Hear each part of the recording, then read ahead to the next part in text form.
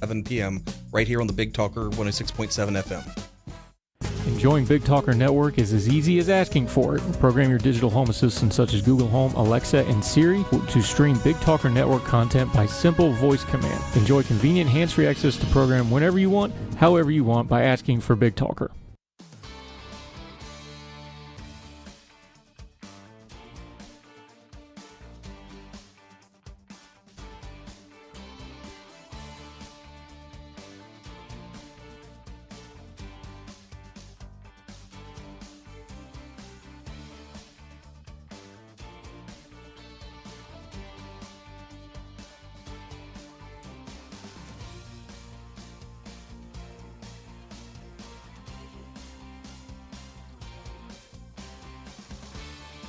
Hello, I'm Donna Gregory with WWAY News. We have confirmed the identity of the man who died after being struck by lightning over the weekend on Masonboro Island. The National Lightning Safety Council has updated its list of fatalities and reports 33-year-old William Friend died Sunday at Masonboro Island. It is the third lightning strike death in the U.S. this year. The Columbus County Sheriff's Office has arrested a man for breaking into an occupied home. Last Thursday in Bolton, 40-year-old Carrie Graham allegedly kicked in the door at a home on Buckhead Road. 2 women and 2 children were inside. Graham allegedly pointed a gun at one of the women, stealing her cell phone before leaving. He later turned himself in and faces multiple charges. 2 other local sheriff's offices are sounding the alarm about a potential scam. The Brunswick and Bladen County Sheriff's offices say if you get a text or a Facebook message indicating either of them are selling T-shirts, it's a scam. Neither office will ever text, call, email, or message you with solicitations. And AMC Theaters is now offering $5 Discount Tuesdays. Tickets will cost $5 plus tax for all members of the AMC Stubs program, which is free to join. Discount Tuesdays already are underway, and the program runs through the end of October. To sweeten the deal, AMC also has popcorn and drink specials set for Tuesdays. For more on these stories, head over to WWAYTV3.com. I'm Donna Gregory. Have a great day. Happy Wednesday, everybody. I'm WWAY meteorologist Ramel Carpenter with your Storm Track 3 forecast. Get ready for a hot and humid one here in the Cape Fear. Heat advisories go into effect starting at 11 o'clock this morning, lasting until 7 for all inland communities. Highs will climb into the middle 90s away from the coast, but feeling like the triple digits as we head into the afternoon hours today. Only a small chance for some scattered showers and storms to develop, but as we head towards the late evening hours, a better chance for severe weather to develop, with the main concerns being gusty winds and perhaps some small hail as well. Get your full forecast from WWAY and WWAYTV3.com.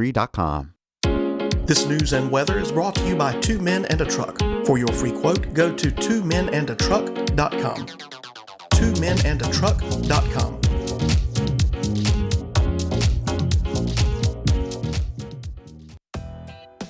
Hey, I'm Yael Osowski. And I'm David Clement. We're the host of Consumer Choice Radio, broadcasting every Saturday at 10 a.m. here on the Big Talker 106.7 FM. Consumer Choice Radio is a weekly conversation featuring the latest news, interviews, and expert analysis that covers consumer topics from around the world.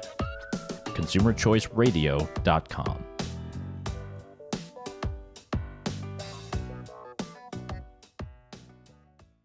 One Love Tennis started in 2013 to give back to young boys and girls. We now go through 460 kids a week that are learning about life skills, learning to succeed in life through academics and tennis. Putting those two together, if you do them well, you can write your own ticket. To get involved in this program, go to our website, one-love-tennis.org.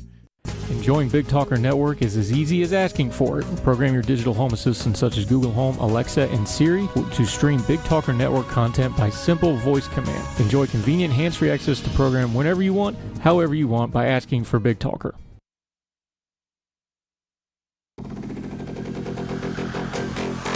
Hey, welcome back to the Asylum, your refuge in a world gone mad, right here on the Big Talker Network.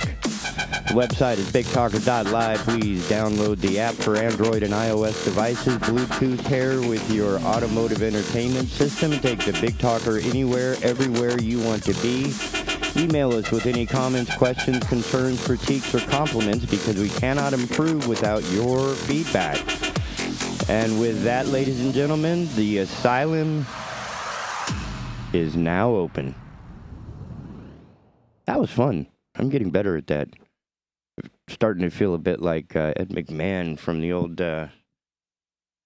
from the original late night show. I think it's gone through so many variations now. It's, I don't even know if the mic on the table is the same. But anyway, morning. Riverwatch weekend stuff coming up later today. I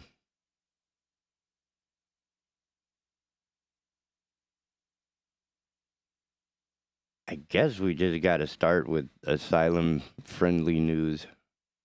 Why not? ABC News, Bill Hutchison. No, dude. You don't get to talk. In fact, I don't want you to... Yeah, shut up. 93-year-old man shoots home intruder and fends off others near Los Angeles. A relative said the homeowner had been burglarized multiple times. Well, suburban Los Angeles homeowner, who a relative said was frustrated over being the victim of numerous home break-ins, shot and critically wounded a burglar and scared off the would-be thieves' accomplices, according to authorities. The retired plumber, identified as Joe Howard Teague by the Riverside County Sheriff's Department, turned the tables on the group of home invaders early Wednesday when he grabbed his gun and confronted them inside his house in Moreno Valley.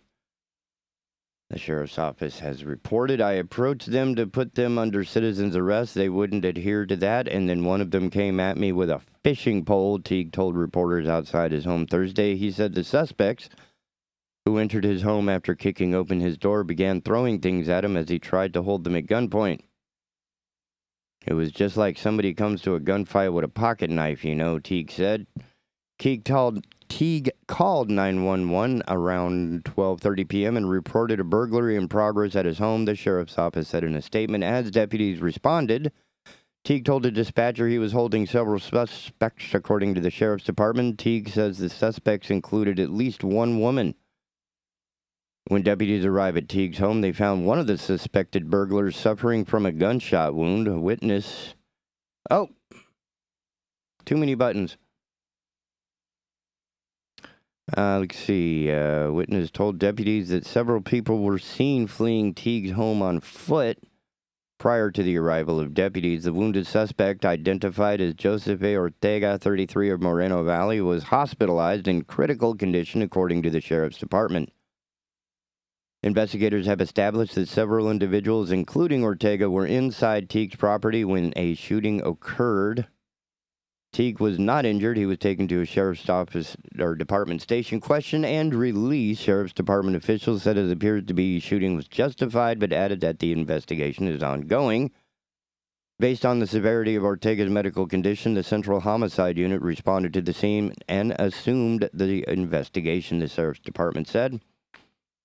Investigators are working to identify the other assailants. No other arrests have been made or announced. Oscar Malma, whose wife is related to Teague, told KABC in Los Angeles that Teague had been the victim of a string of recent break-ins, including one that occurred on Friday.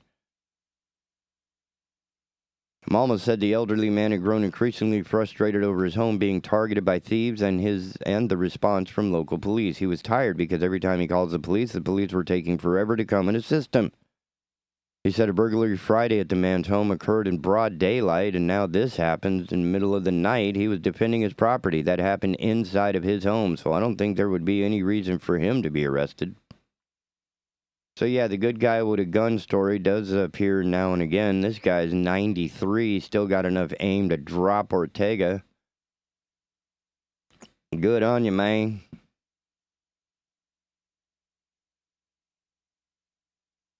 I still love the argument. It's like, you apparently value your stuff more than somebody else's life. I think you misunderstand that. I value my peace, serenity, and safety. And anyone who violates that is subject to a rebuttal. Some form of rebuttal. And here's a feel-good story I can't believe my friend Andrew missed. How did you miss this, dude? I don't know. This one's coming out of... No, it's not coming out of Target. It's coming out of USA Today. Sponsored by Target, I guess. I don't know how that works. I do not have, yes I do, Natalie Nasa Alund. Not that I could pronounce it correctly, but apparently Tennessee firefighters who are always called to rescue your cat out of a tree. Well, how about rescuing a kitten stuck in a Pepsi vending machine? And talk about product placement. Okay, firefighters don't just rescue kittens from trees, car dashboards, and burning homes. They also save them from vending machines. A perfect rescue mission took place last week in Morristown, Tennessee, after a Walmart employee found a small gray feline lodged inside a Pepsi vending machine at the store. According to a Facebook post from the city of Morristown, an employee was on her lunch break Wednesday when she heard screeching coming from the machine. I tried all through my lunch and last break to get her. I tried recruiting coworkers to help me get her, and none of us could do it, the employee, Lindsay Russell, told WVLT. Probably because you don't have a key. So she called the Morristown Fire Department, who also does not have a key. Arriving, firefighters unplugged the vending machine and removed the back cover, but still could not see the crying kitten, according to the Post. Eventually, firefighters found another opening where they could see the kitten and coaxed it out. It was not immediately known how the tiny creature got inside the machine. Well, curiosity. Now Lindsay has a new kitten, the Post reads. Fire crews joked about naming it Pepsi. Thank you to our Morristown firefighters for going above and beyond to save this sweet little kitten. How do you know it's sweet? You haven't even cooked it yet. Anyway, this is Pepper. Pepsi, Pep, whatever you'd like to call her. She's got a few nicknames now. I guess so. And with that much Pepsi in the belly, if it got into any, I don't know, that's still... Of course, the whole thing could have been done a lot faster, safer, and with a lot less damage to the machine if you just called your Pepsi rep and said, hey, come here and open this thing up. And you know how he got in there, right? Every one of these machines has a one-way door. It's like a doggy door for your hand. Right? And yeah, the kitten could crawl all up in there thinking, there's some sweetness, some coolness or something up in that little hole. And there it went.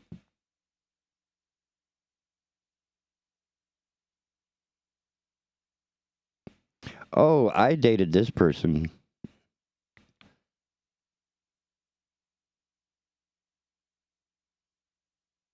By Brianna Robinson, coming out of Indy100.com, which I've never heard of.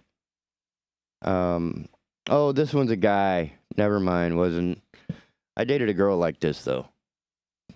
American Airlines passenger admits to jumping on the beverage cart and trying to strip. Okay, to be fair, we weren't in an airport, or in an airplane. We were in an airport. So, anyway... An American Airlines passenger faces up to 20 years in prison for admitting jumping onto a beverage cart and trying to strip, which caused the plane to divert. Whoops. On Thursday, Adam Alexander Williams, hey, Andrew, that's 3 first names. Adam Alexander Williams from Washington State pleaded guilty to interference with flight members and attendants. This was more than 5 months after causing a flight from Seattle to Charlotte, North Carolina to land in Billings, Montana.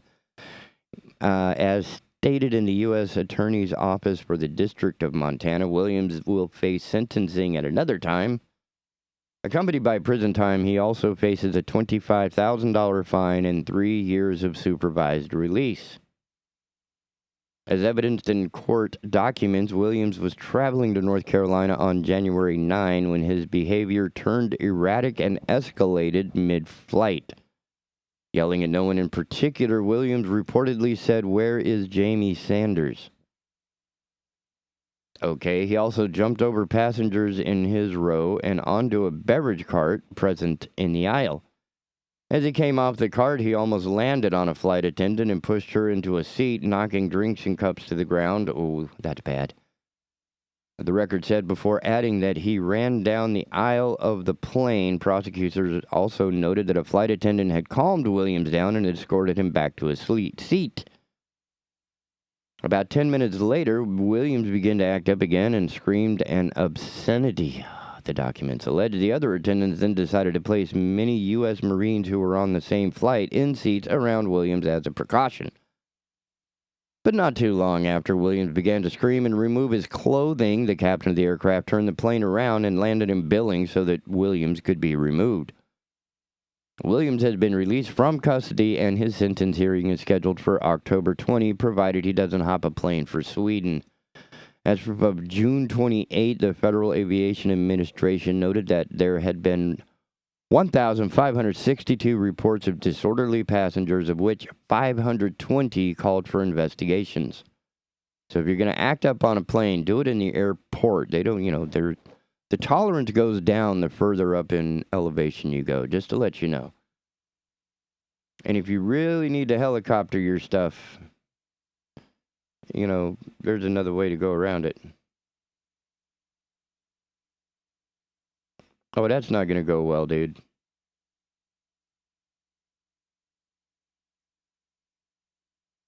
Huh. Well, idiots are everywhere. Can't believe that stuff. Unbelievable. Oh, and one of my least favorite bands of all time. I mean, they wrote some good songs, but when they started charging back in the 80s $100 a ticket to see their concert, I just wrote them off. Well, it seems I'm kind of glad I did. Thania Garcia writing for Variety.com. Fight breaks out in the VIP section of Eagles concert during Take It Easy. Must have been the good cocaine, I don't know. Photos and videos have emerged of a massive brawl breaking out in the VIP section of the British Summertime Festival in London's Hyde Park on June 26 during the Eagles' performance of their song Take It Easy. Is this irony or coincidence? Anyway, although the California folk song ushers its listeners to just find a place to make your stand and take it easy, it seems the message went over the heads of the British festival crowd. A lot of American stuff does that over there. In remarkable video footage posted by Metro, security guards are seen pushing two men to the ground while another guard grabs hold of another man by the neck. A man in an Eagles t-shirt can be seen throwing punches at security guards while a woman in a green dress is shepherded off the premises. To top it off, as security guards violently held the fighters back to take them away from the situation, another uninvolved person is heard yelling, "You've got to take it easy." That's the one guy who wasn't doing cocaine. He was stoned. Like the rest of the crowd, the Eagles paid no mind to the conflict and continued playing through their set. A group of men and one woman were reported to have eventually been escorted out as they simultaneously placed the blame on other audience members. Of course, all the VIP people are going to blame everyone else. It was the peons down on the floor. The incident occurred in the Diamond Hideaway. Oh, that's horrible. VIP section of the British Summertime Festival, which requires payments of around $485, £399. Their website lists amenities including a dedicated premium standing viewing area in front of the stage with unrivaled views of all the great Oak stage performances and a shocker, a private bar. Oh, alcohol might have been involved? Anyway, the Metro article also points out the band's own history with public brawls, citing their 1980 breakup, which was the result of a physical violence on stage. However, the band seemed to be prospering in 2022, having just wrapped a string of North American shows for their Hotel California tour, which was released like 50 years ago. So just now they're touring in support of Hotel Cal. That's just ridiculous. Anyway, talk about being behind the times. Anyway. Alcohol, rich people, VIP section, the Eagles in England. What a combination. If you can imagine that. I can't. Not at all. Do we have any other...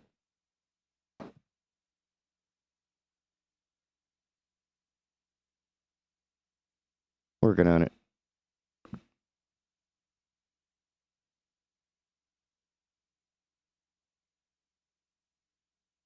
Oh, we discussed the Nathan's hot dog winner the other day who had to body slam an interloper to the ground and still won the competition. Right? I thought that was hilarious. He didn't have the record-setting number he had the year previous. However, he still won the contest and slammed the guy to the ground, which, man, day doesn't get much better than that on 4th of July. Anyway, so this one, coming out of TSG, The Smoking Gun. These guys are hilarious. Their show was great. Anyway, man busted for battering a cop with a hot dog. Come on now. Can you beat this? On July 4th, a Florida man is facing a felony battery charge for allegedly striking a cop with a thrown hot dog, according to court records. Investigators say that Jason Stoll, 47, was selling hot dogs on a downtown St. Petersburg street early Saturday when police gave him numerous warnings that he was in violation of a city ordinance. Stoll, however, ignored the warnings and continued to sell hot dogs in the roadway after the street closure permit ended. An officer noted in an arrest affidavit the defendant was asked to put the hot dog down as he continued his attempt to sell it. Reported Officer Anthony Bragano. When directed to drop the hot dog, Stoll reportedly became extremely upset and threw the item, which is not a sandwich, at a uniformed patrolman. The hot dog hit the cop, who was not injured by the airborne bun and beef. Stoll was arrested for battery on law enforcement officer, a felony. He was also charged with resisting, a misdemeanor, for allegedly struggling with cops after they sought to place him under arrest. Stoll was released from county jail Saturday morning after posting $2,650 in bond. That's $2,650 bond. Stoll lives about 40 miles from St. Petersburg and Newport Richey, where he and his wife purchased a $250,000 home earlier this year. No big deal. But, I've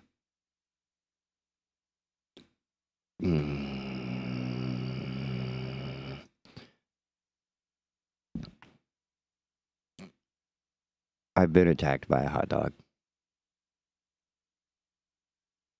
And my defense during this altercation was to laugh heartily. There is very little that is more demeaning to a person who is angry and armed with only a wiener when they get laughed at. Follow it with the line, "Now I know why you're single." And the rage just becomes absolutely hilarious. So yeah, I don't know how a hot dog became a felony charge. Good job. I mean, that's got to be a record. And you hit him with the hot dog, so, good aim. I think it's bad on the cop that he didn't have the reflexes. I mean, maybe if it had been a donut, he would have caught it. Could have been me, I don't know. I know I would have just laughed. Oh my goodness. Whoa, hey, wow. Oh, aha. Ooh, whew. Give me a second. This one's a dare, so I'm still deciding whether I want to take this dare. Man 19 charged over offensive Arby's signboard. Holy cow, coming out of Minnesota. This is a while back, though, but if you haven't heard about it, man. Whoo! A Minnesota man facing several criminal charges after admitting that he rearranged the letters on a signboard outside an Arby's restaurant to spell out an incredibly offensive message, according to police. Usindini Christopher Calling Harper, that's a lot of letters for one 19-year-old brat, said that he was waiting for a bus when he decided to alter the sign outside the eatery in Brooklyn Center, a Minneapolis suburb. Calling Harper, jerk, who told cops he was bored at the time, gathered letters from both sides of the signboard to create the message, now hiring, wow. A patrolman who spotted the altered sign around 7 a.m. Saturday immediately removed the message and notified the business when they opened, police reported. Cops investigating the defacement turned to Facebook, where the image was first posted by Colin Harper's girlfriend. The woman identified Colin Harper as the perpetrator, adding that he thought the racist message was funny. Oh, yeah, that's... When you see a picture of the guy, this is somebody who should just never be employed and should just live homeless and miserable. When confronted by police, Colin Harper reportedly confessed. The defendant, who lives in Minneapolis, has no known ties to Arby's and was not employed by the restaurant. Colin Harper was charged by summons yesterday with criminal defamation, public nuisance, disorderly conduct, all misdemeanors. However,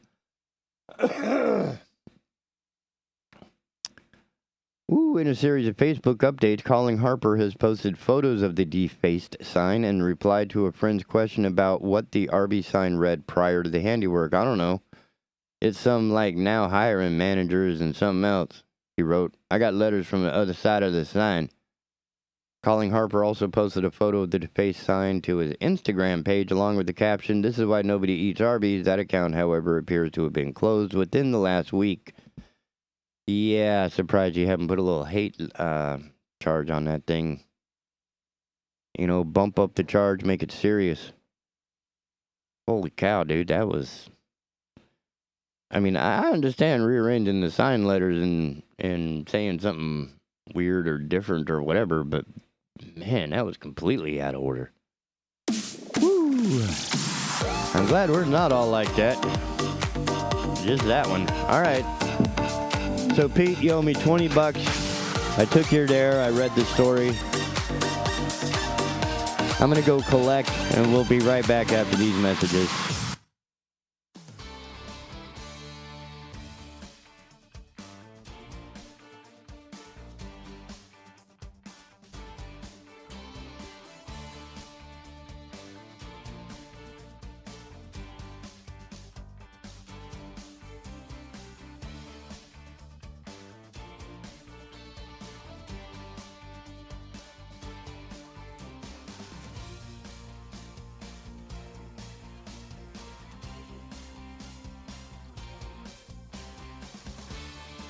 Hello, I'm Donna Gregory with WWAY News. We have confirmed the identity of the man who died after being struck by lightning over the weekend on Masonboro Island. The National Lightning Safety Council has updated its list of fatalities and reports 33-year-old William Friend died Sunday at Masonboro Island. It is the third lightning strike death in the U.S. this year. The Columbus County Sheriff's Office has arrested a man for breaking into an occupied home. Last Thursday in Bolton, 40-year-old Carrie Graham allegedly kicked in the door at a home on Buckhead Road. 2 women and 2 children were inside. Graham allegedly pointed a gun at one of the women, stealing her cell phone before leaving. He later turned himself in and faces multiple charges.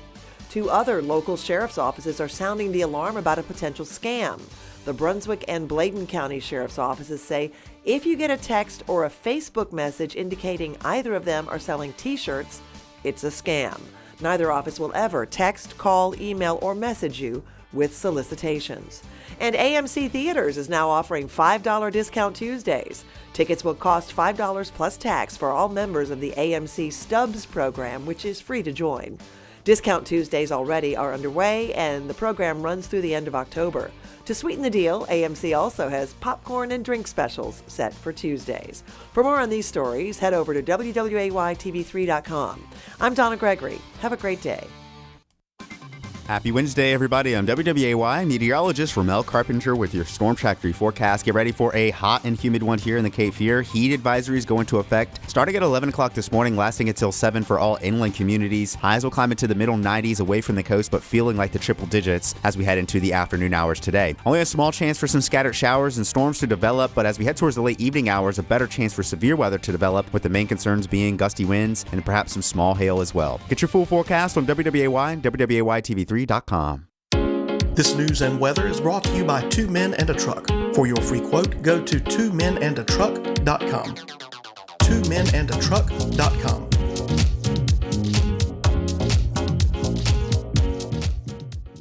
This show is also sponsored by Dr. Tony Maglione.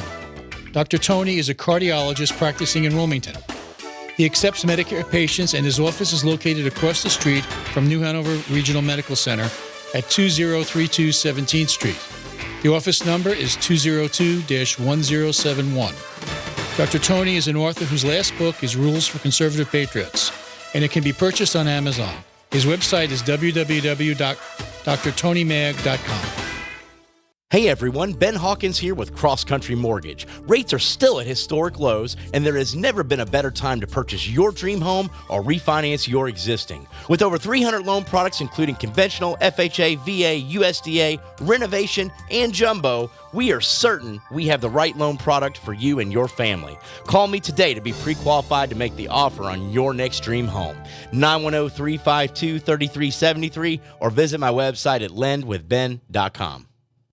O'Leary's Automotive Repair has multiple locations in the area in Hampstead, Leland, the Myrtle Grove area, Ogden, and Wrightsboro. O'Leary's Automotive Repair, a trusted, locally owned business since 2006.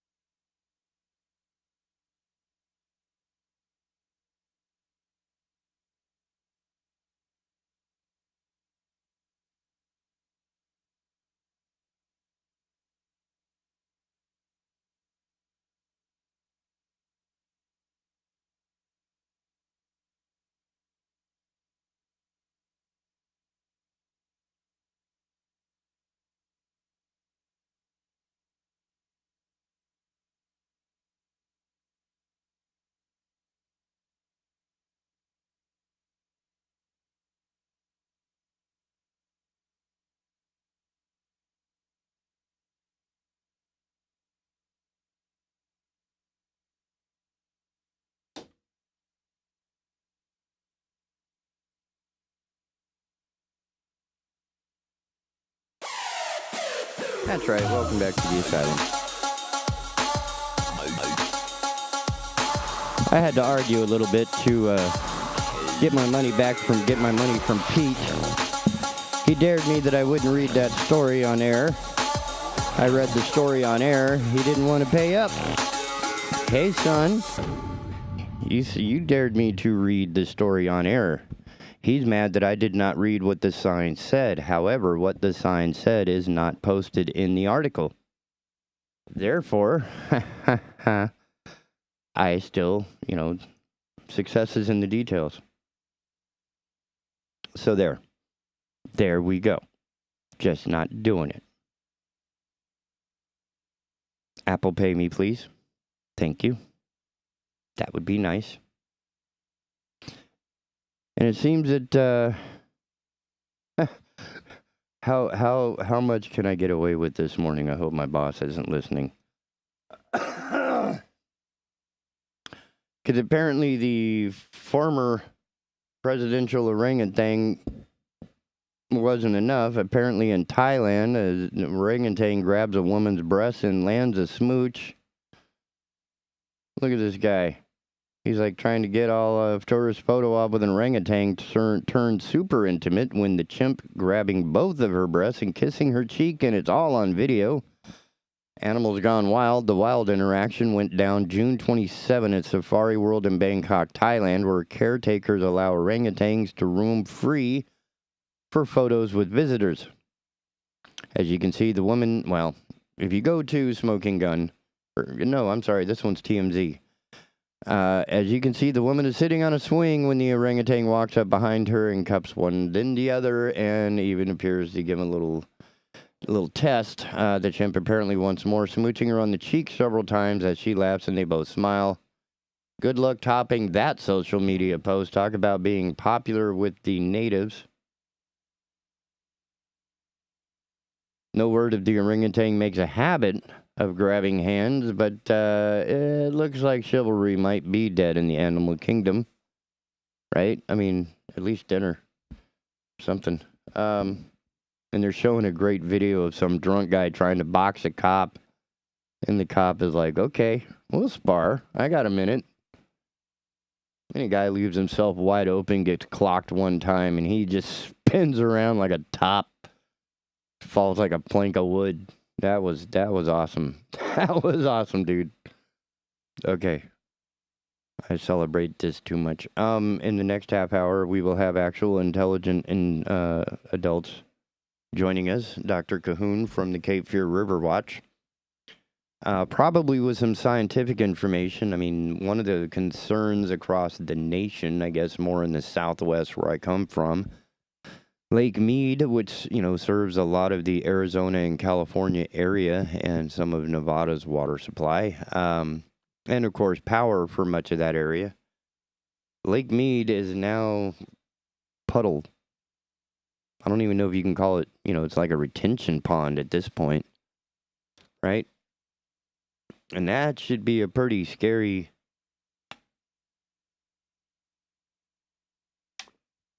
or ominous, prescient, some sort of prognostication, some sort of foreboding hint, right? It's like you may not know that there's a fire, but if you see smoke somewhere there's not supposed to be, right, chances are you need to look into that. But in this case, we know where the fire is. We know that the lake is, not refilling. Mostly rain or snow runoff, right? Melt runoff. Snow melt. And not happening. Without it, I believe the power company is going to be taking it offline. Nobody's been reporting on it in the last couple of days.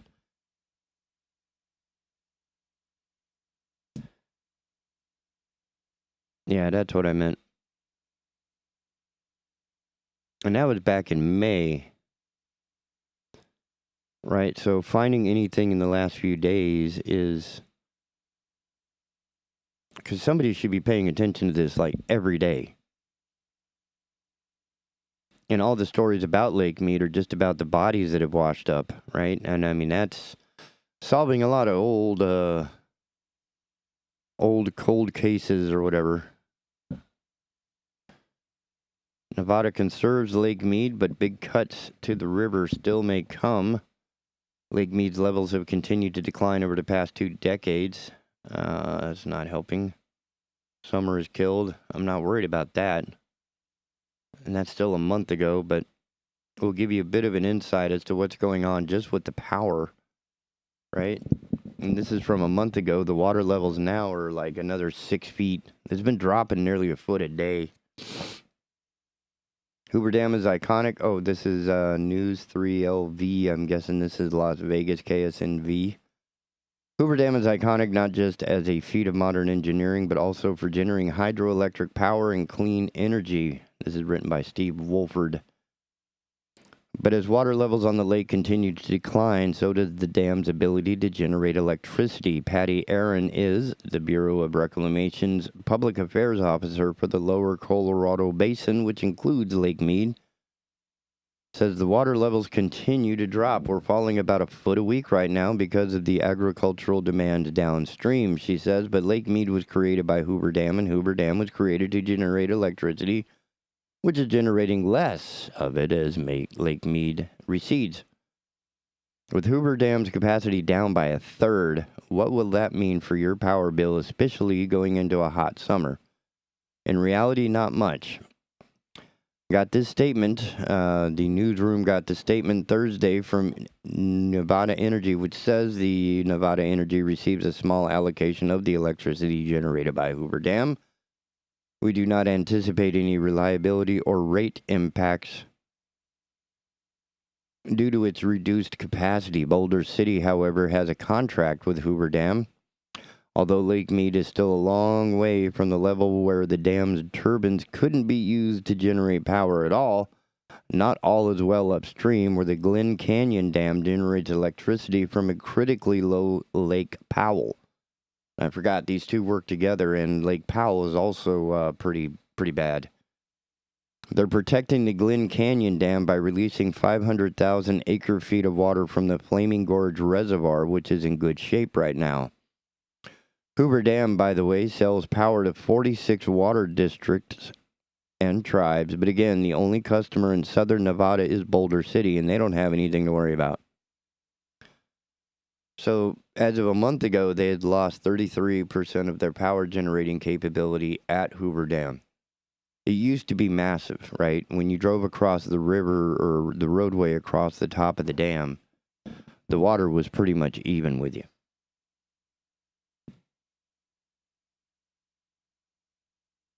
Now,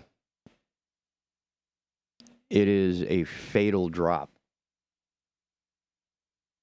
There is nothing between you and the bottom.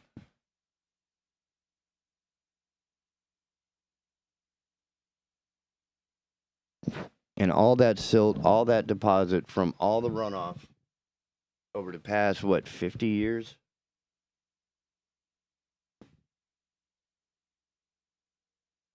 They all fertile and growing like mad. So, you just hang out.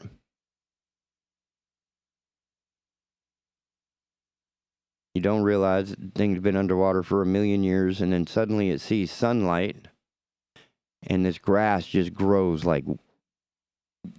It's growing up as fast as Lake Mead is going down, if not faster. It's amazing.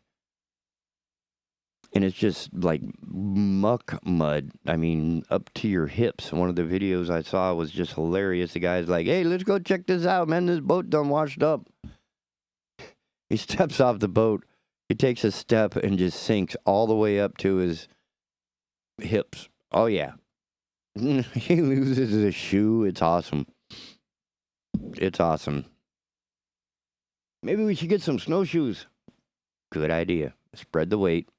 Because he's probably a good 200-pound guy.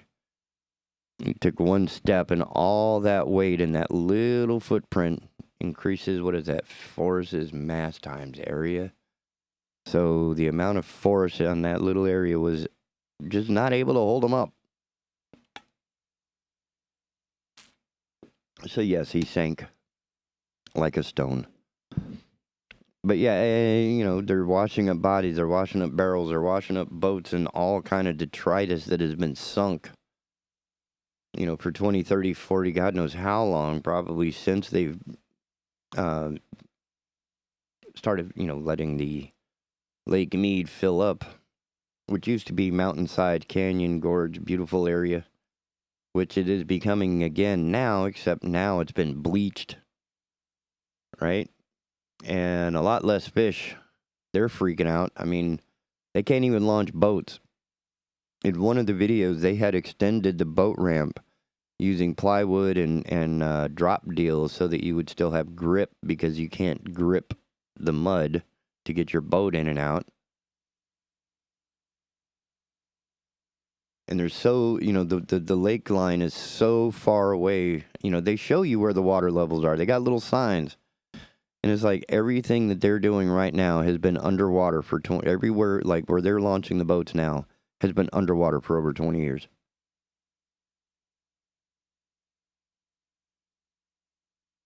But today, I think we're going to have a better conversation. I'm not sure. I mean, Dr. Cahoon is a much smarter person than I.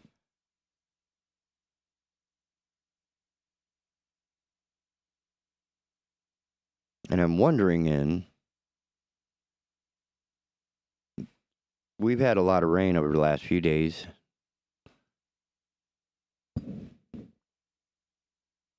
And humidity is an interesting... Being humid and rainfall are two different things, if that makes sense. And I think that's where my conversation would be helpful with Dr. Cahoon, because being not the brightest cat on the planet, I still get a little lost on some of the math or whatever is being used to determine how this works.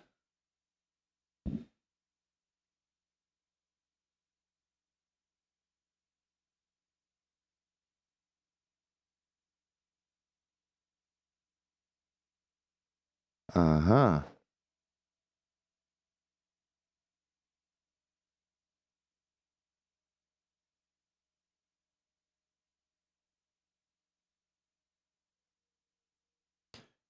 So I kind of understand part of this, that the higher the dew point, the greater the saturation of water vapor in air.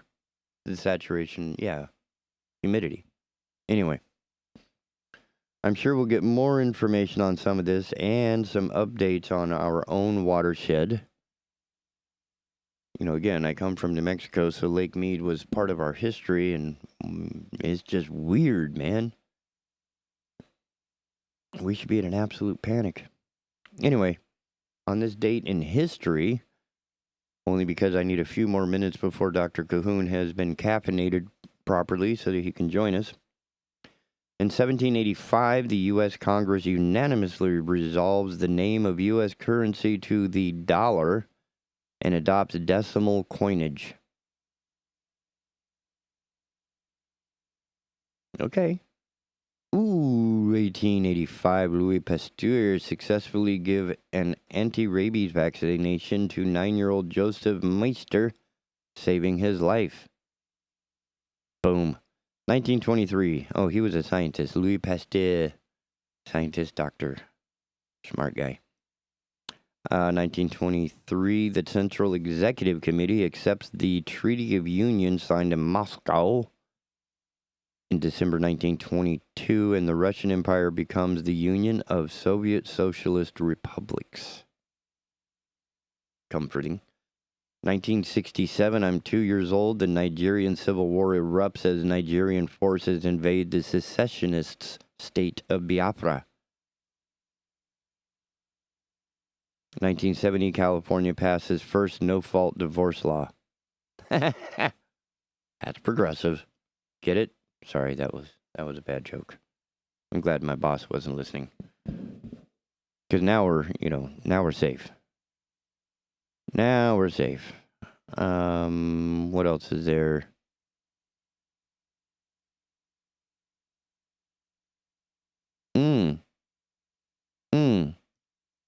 This is interesting. I didn't think this could be... Okay. Now it makes sense. And nobody wants to put their name on it, so, fair enough.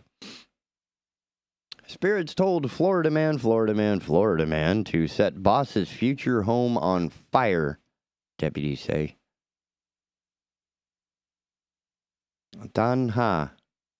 St. Petersburg, Florida. A Florida man says spirits told him to set his boss's future home on fire. According to the Pinellas County Sheriff's Office, deputies say Tanha is seen on multiple surveillance videos approaching the residence in St. Petersburg shortly before noon on May 3 on a bicycle, then locking the bike to a nearby stop sign, which isn't necessarily handy for a quick getaway. According to the Pinellas County Sheriff's Office, he is then seen walking into the home while trying to hide his face with his shirt. About 5 minutes later, deputies say video shows him running from the residence to his bicycle and riding away.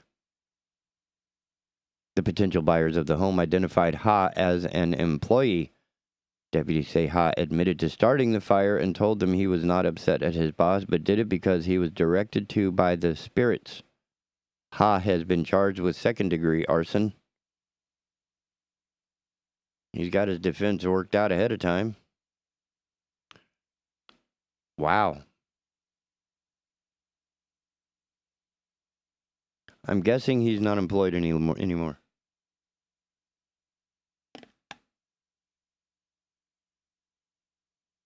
Of course, we don't know anything about, where the guy's from, if he even speaks much English.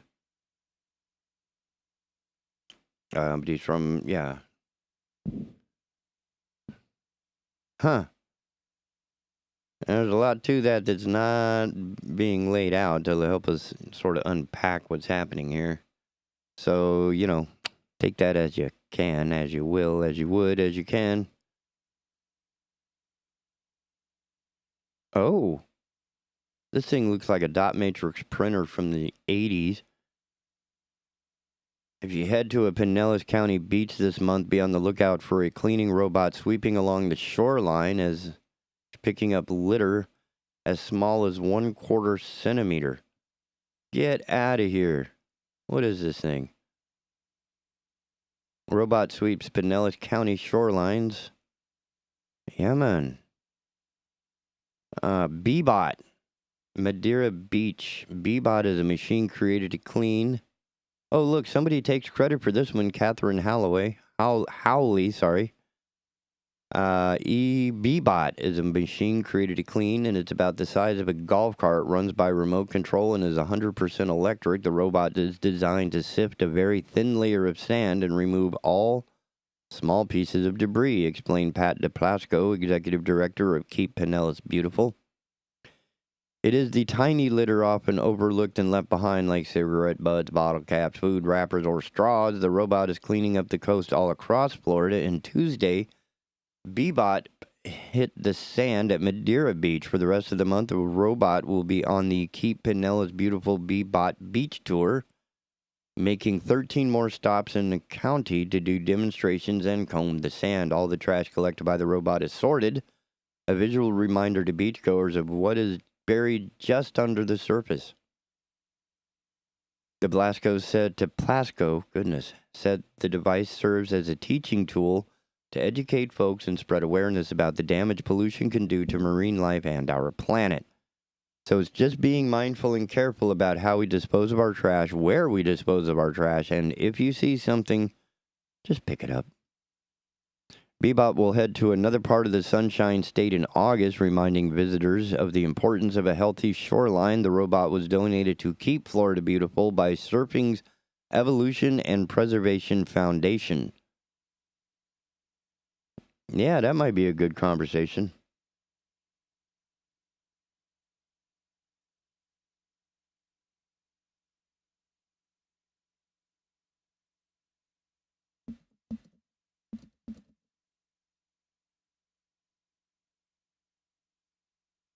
Could you imagine that? Putting one of those on our beaches here? I don't know if we should, though. Because that would only encourage more bad behavior. Right? Because people are already not willing to throw their trash in the trash, that, having this thing running around would be just like, oh, hey, it'll take care of it for me. I'm not sure I'm comfortable with that. Thank God I live in North Carolina, not Florida. Ha ha ha ha ha. Go away. Florida Man. Florida Man, Florida Man, Florida Man, written by Natalie O'Neill, Florida Man. Bay Lake, Florida, Florida Man. Florida Man allegedly poses as Disney employee to steal a $10,000 Star Wars R2-D2 replica. The farce is with him, I guess. The Florida Man allegedly posed as a Disney World employee and stole a $10,000 replica of the Star Wars character R2-D2 in a bizarre attempt to get hired as a security guard, according to police who arrested him. Oh, here we go. David Emerson Proudfoot, no relation to the Hobbit, age 44, of Kissimmee, Florida, is accused of sporting a bogus name tag and vest in order to slip into Disney World's Swan Hotel in Bay Lake, Florida, and swipe the famous droid, according to an arrest affidavit. Proudfoot, who was arrested for grand theft on Monday, also snatched a game machine from the hotel, according to police. Proudfoot allegedly told cops he took the cosmically cool robot likeness to show weakness in the security of the resorts after applying to be a guard at Disney World. Police were first called to the hotel on May 31 after actual security guards reported seeing Proudfoot pushing large carts. They left out the article A, pushing a large cart and appearing confused, according to the affidavit posted in full by lawandcrime.com. He was allegedly sporting a high-visibility orange work vest and a Walt Disney World-issued name tag with David written on it. Oh, pathetic. He just looks like the pathetic guy living in your mom's basement, or living in his not your mom, his mom's basement. And she'd been single for 50 years. Oh, no more. The cops later searched Proudfoot's home and found thousands of dollars worth of items that had been swiped. from Disney World, including light fixtures, a wooden towel cabinet, and a gold necklace. Proudfoot was being held Friday at Orange County Jail. In an attempt to be a security guard. Look, dude, if you've already pilfered all of this other stuff and had it at your house, you could have already gone back to your security guys and said, yeah, don't arrest me, but look what I done. So, yeah. Yeah, there's a lot of Star Wars folk going to be upset with you. It's a competitive, this is from Keith, it's a competitive job market out there, but stealing things isn't a good way to introduce yourself to your would-be future employer. Yeah, good point. It's also how you stay out of jail. I could be wrong, but, you know, that's... It's been a goal of mine to stay out of jail. Oops. I just realized I lost my story.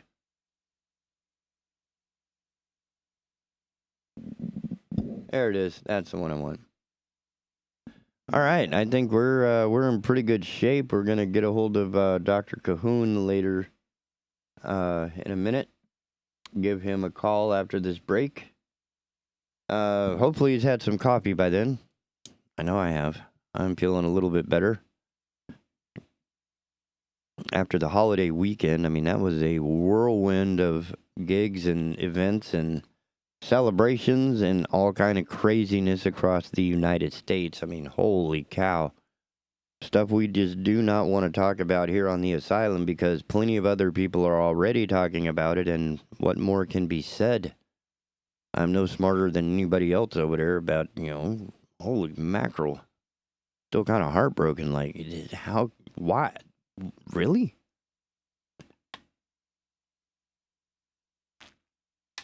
And as I asked Andrew, I mean, I don't know if there's some sort of, like, self-policing that needs to happen. Like they do in the military where they punish the entire squad. So maybe the boys in these little groups and communities and gangs and whatever else start bringing a sense of, you know, hey, you're making us look bad, man. Stop doing that. But it's usually a little after the fact. I don't know. I don't know if there is a solution for the broken hearts of men. But with that in mind, we're going to try and take a break, get a little more coffee, and see if we can't come up with something a little more fun when we come back from... Oh, according to Facebook, we never came back. Isn't that awesome? Apparently, I need to up my coffee, so yeah. 2 buttons over here, and I can do this. Yeah. And we'll be right back on the Asylum, your refuge in a world gone mad. Even the people inside the refuge have gone mad, so, you know, bear with us. We'll be back in just a bit. You're tuned in to the Big Talker Network, Wilmington, North Carolina's premier internet station for news and talk radio programming. Find us online at bigtalker.live. Teachers and parents, the North Carolina Symphony is here to support you as you carry on the education of your children and students. Take your kids on a free virtual field trip to the Symphony with a virtual education concert and companion student book. Go on a virtual journey to learn what makes music music with music by William Grant Still, Beethoven, Brahms, and more. Access the free video and student book with password 1932 at ncsymphony.org/virtual. Hi, this is Justin Humphreys from the Humphreys Law Firm on Eastwood Road. The Humphreys Law Firm is located in Lumina Station, Wilmington, North Carolina, practices civil litigation, intellectual property, commercial, and residential real estate.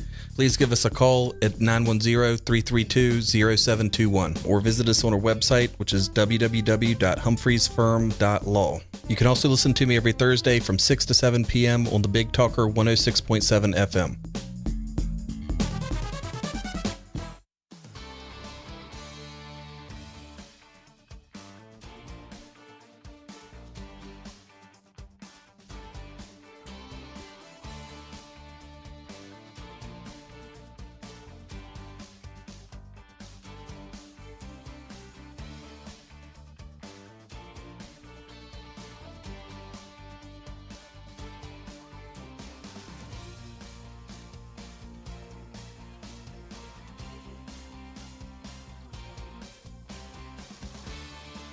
Hello, I'm Donna Gregory with WWAY News. We have confirmed the identity of the man who died after being struck by lightning over the weekend on Masonboro Island.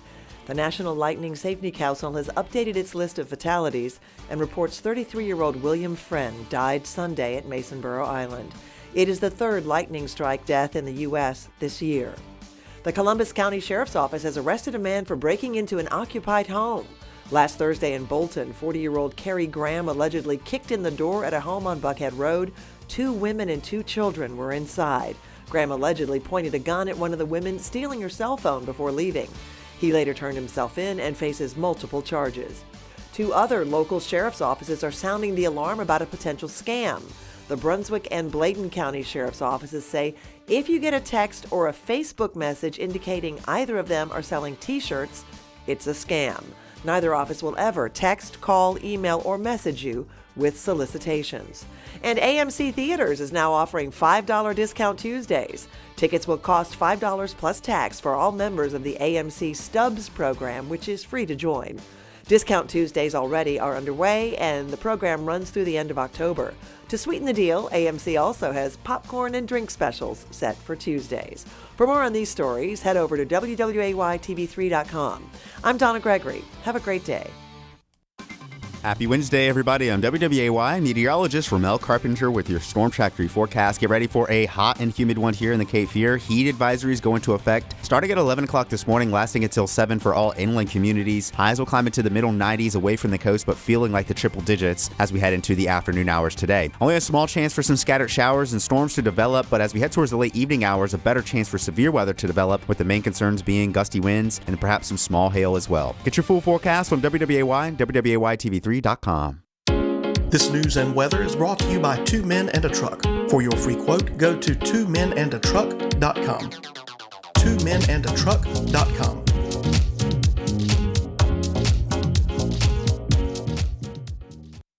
Veteran Awareness sponsored by You Are Not Alone.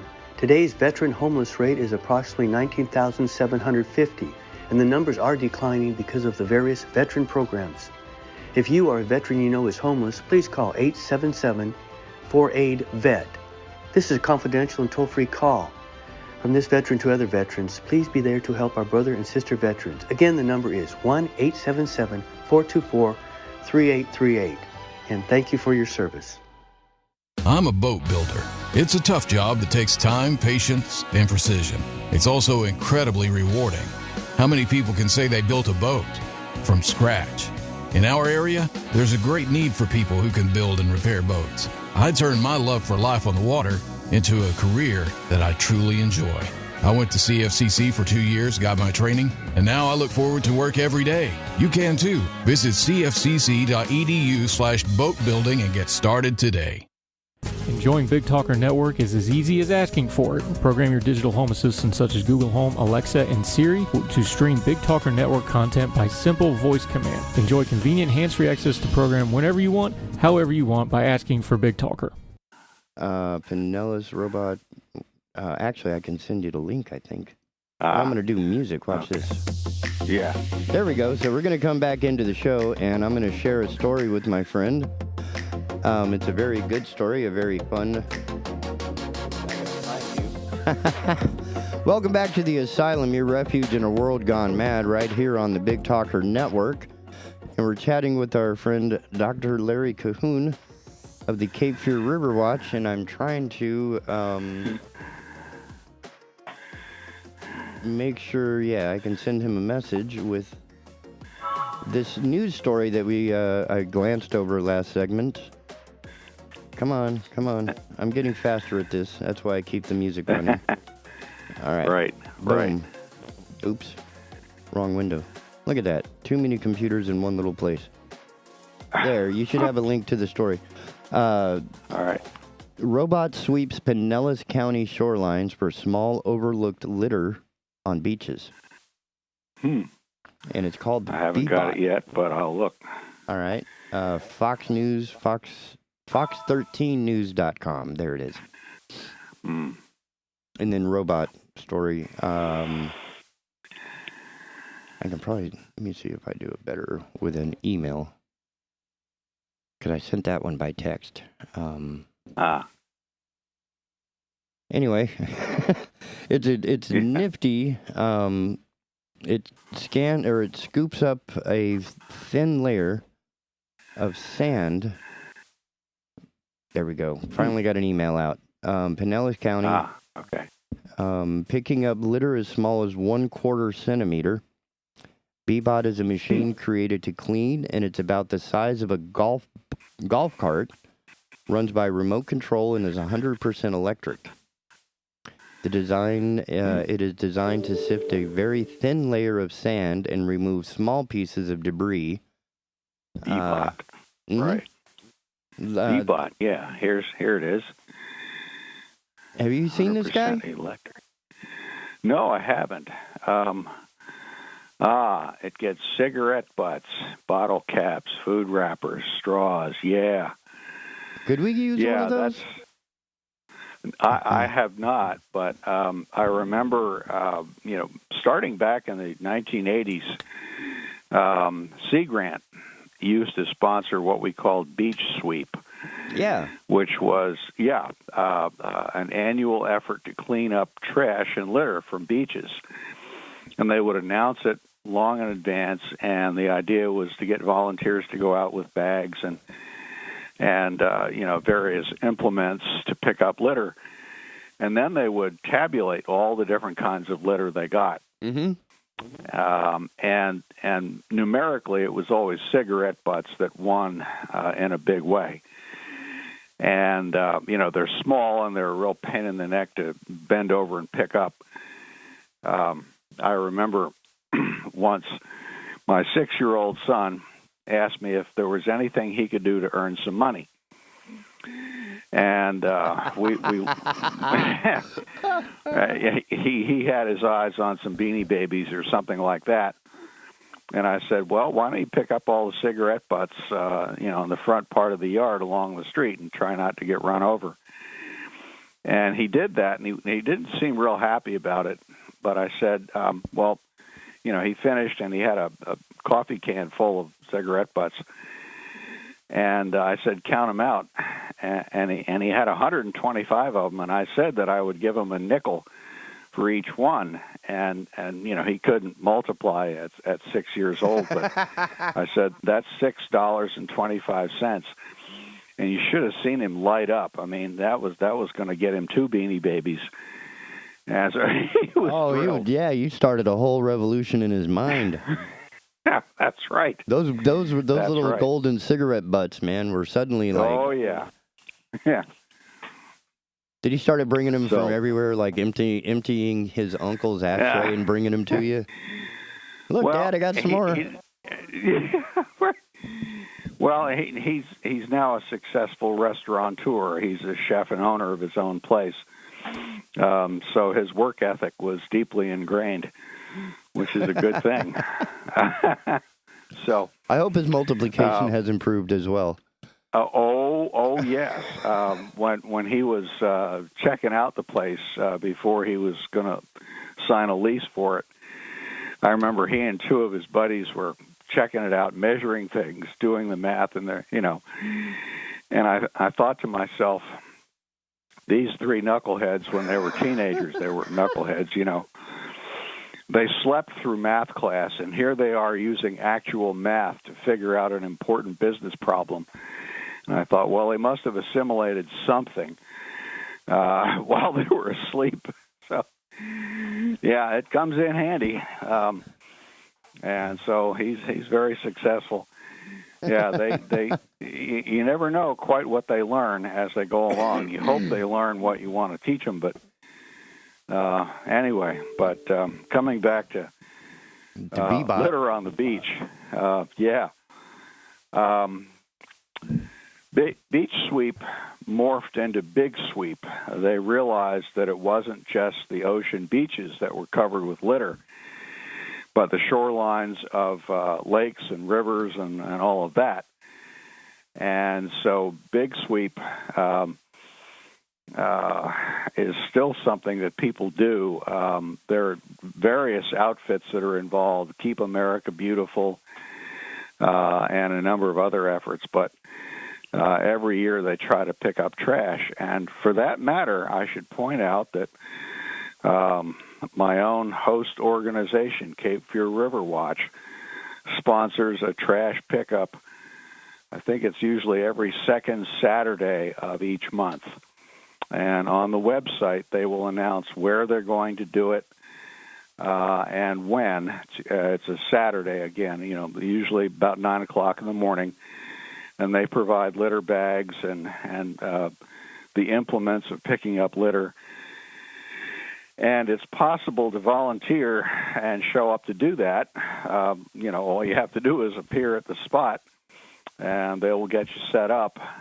It's also possible to nominate places to Riverwatch that you think need a cleanup.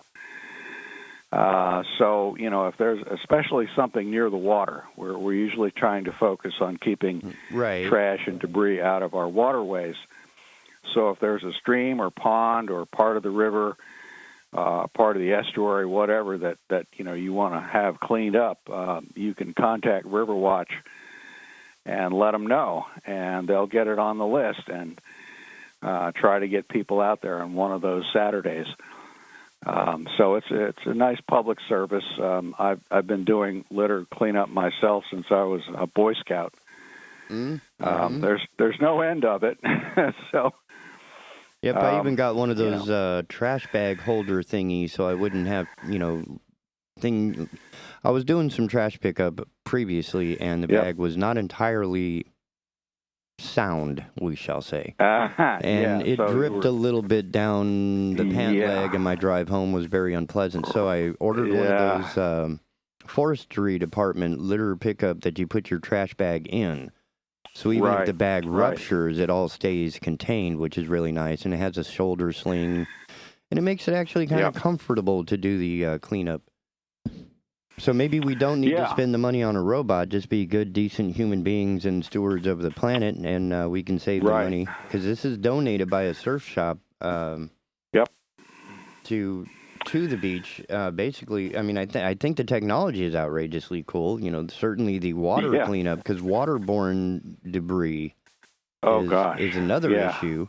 Thankfully, it floats and can be collected and contained a little easier.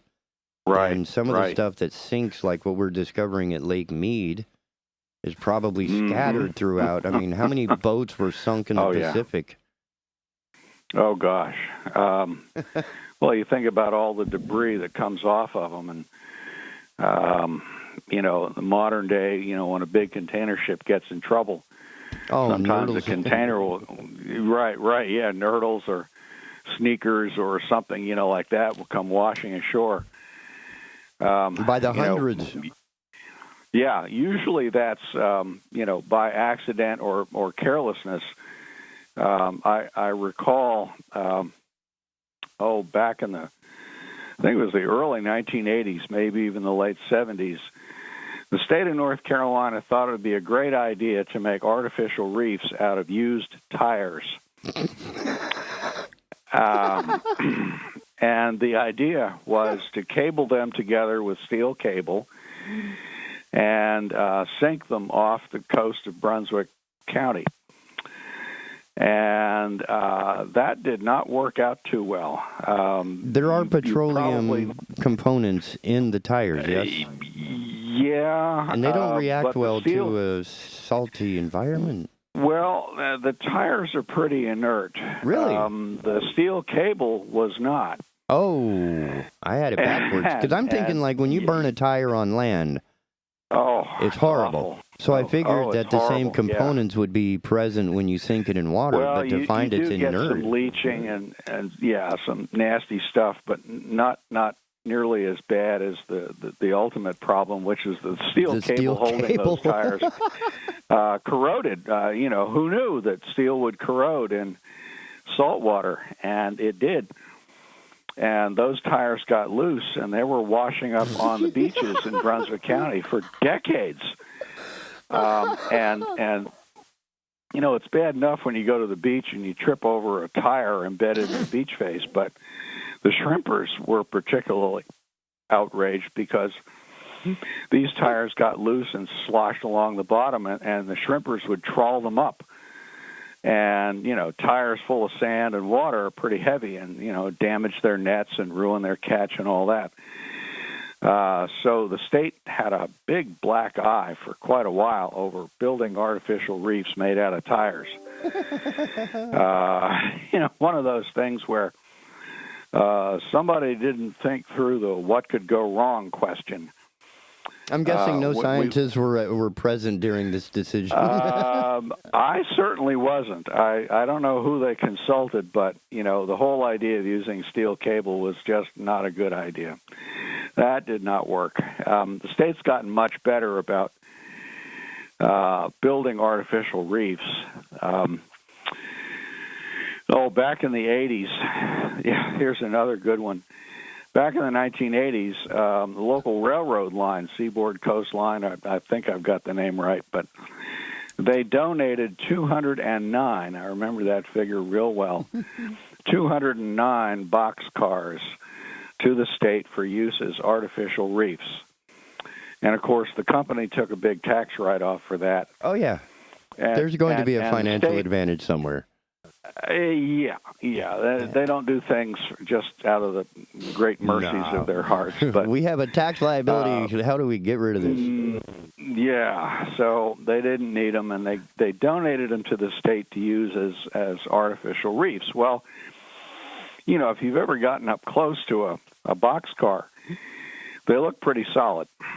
I mean, they're made out of steel and they're heavy and so forth and so on.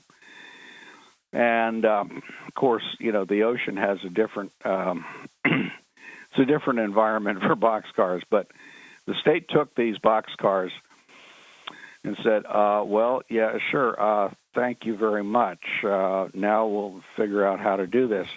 It's one thing to say this would make a great artificial reef. It's another thing to get it out there.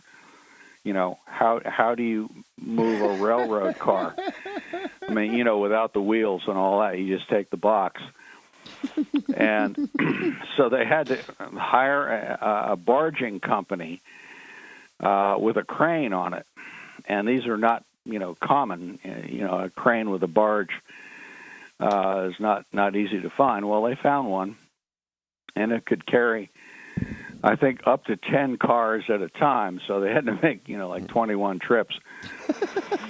And they took these things offshore, some of them off of Riceville Beach, Carolina Beach, in that area. So, there's quite a bit of barge driving that took place because they had to carry them from the state port, through Snow's Cut and out at Masonboro Inlet and so on. You don't want to go out to Carolina Beach Inlet with something like that. This is sounding like a job security contract.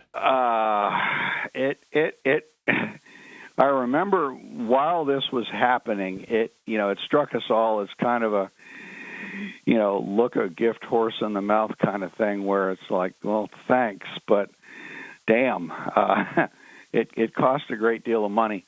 Anyway, they dropped these boxcars in clusters of 10 along a line running inshore, offshore, and the idea was to set up what they called a trolling alley because artificial reefs attract fish. And, if you like to catch fish, well, an artificial reef, if you know exactly where it is probably a pretty good place to try. And the idea of a trolling alley was that if you had these things all on a line, 10 of them here, 10 of them there, and so on, you could just set your compass and drive your boat past one reef after another, and with some luck, you'd hook up on a king or, something like that. Anyway, of course, as we said earlier, this thing about steel and salt water. And I guess the container ships, the containers are made out of the same... Yeah. Or similar. Right. And so what they found out was that the boxcars, as big and robust as they look to you when you're standing next to one, doesn't stand up too well to the ocean. The ocean is corrosive and it's powerful. And as it turns out, the thickest part of the boxcar is actually the bed, the floor of it. and that's about 6 inches thick steel. It's got to be very robust to carry whatever they put in there. You know, you load them up with 20 tons of stuff. But the sides and the roof are fairly thin. And as it turned out, of course, the sides and the roofs on these things rusted through pretty quickly, and along come hurricanes and big waves and pretty well smashed these things to smithereens. There's parts of those boxcars still out there. Shards of these boxcars. Yeah, the beds are still out there, but you know, their function as artificial reefs is pretty minor. Because the thinner parts rusted away, and all you've got is a big slab of steel that's pretty rusty and, of course, fouled with things now. Interesting idea, but it didn't work too well. So they've gotten better about artificial reefs. Nowadays, we use concrete and things like that. You can actually make like little igloos and other structures that are designed to attract fish of certain sizes and provides plenty of cover for the fish, plenty of substrate for seaweeds and soft corals and sponges and things to sit on. And those function pretty well. Concrete holds up pretty well underwater. Pretty well. As long as it's not reinforced with rebar. Yeah, the rebar. Yeah. I've seen a number of bridge disaster videos where the rebar is what rusted, expanded, and cracked the concrete from the inside. Yeah. And people just kept putting slurry or whatever to fill the cracks in. Nothing to see here. Which doesn't help. Yeah. You remember that condo complex in Florida that collapsed last December, right? Well, that's what the problem was, apparently. The reinforced concrete in the pilings began to corrode because the building was, only a meter or so above sea level, and salt water got in there from various sources and apparently corroded the steel, causing it to, there's a term for it. I'm blanking on it right now, but basically when it corrodes, it expands. When it expands, it cracks the concrete.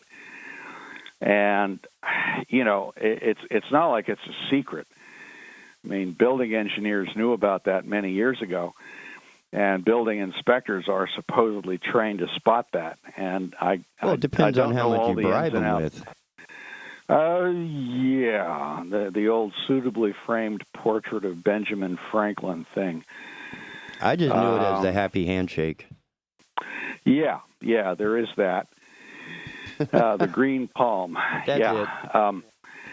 Yeah, or, they don't even bother to show up. And in that particular case, that condo building, the spalling, that's the term for what the metal does. Right. Spalling and the concrete fracture finally did in the building.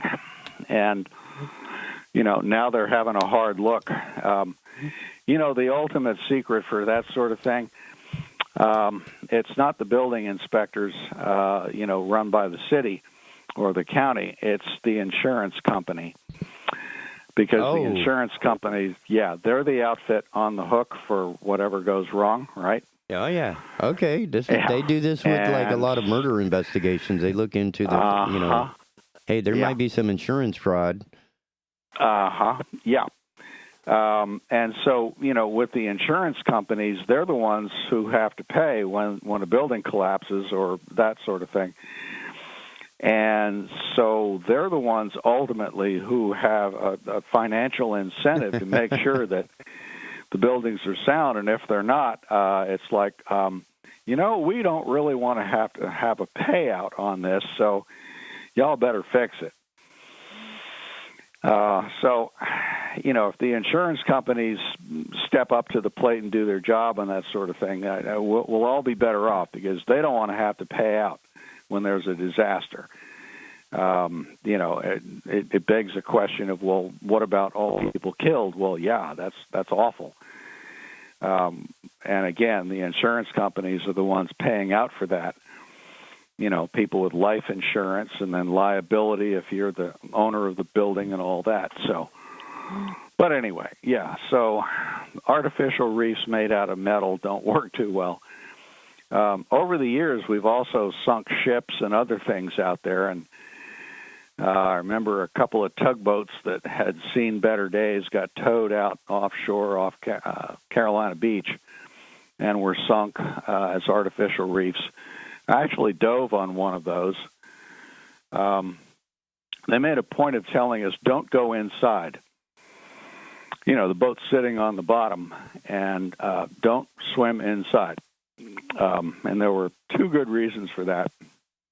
One was that there's a lot of silt that accumulates inside, so you go in there with your scuba gear and your swim fins and kick up all that mud, and pretty soon you can't see anything. And so you have a hard time getting out. And then, of course, the boat is made of what? Steel and such that are corroding. And corroding steel also has very sharp edges to it and produces really nasty cuts. And that's even without the stuff actually collapsing on you when you're in the middle of it. So we were warned to stay out of the boat itself, and we did. I had, other projects to do. I mean, I was doing science down there, and exploring the boat was not part of the deal. But those things didn't last very long either. I mean, big storm waves eventually smashed them up. So we're learning that if you really want to make artificial reefs, you got to make them a lot like Mother Nature makes reefs, out of hard rock, or in our case, concrete. Mm-hmm.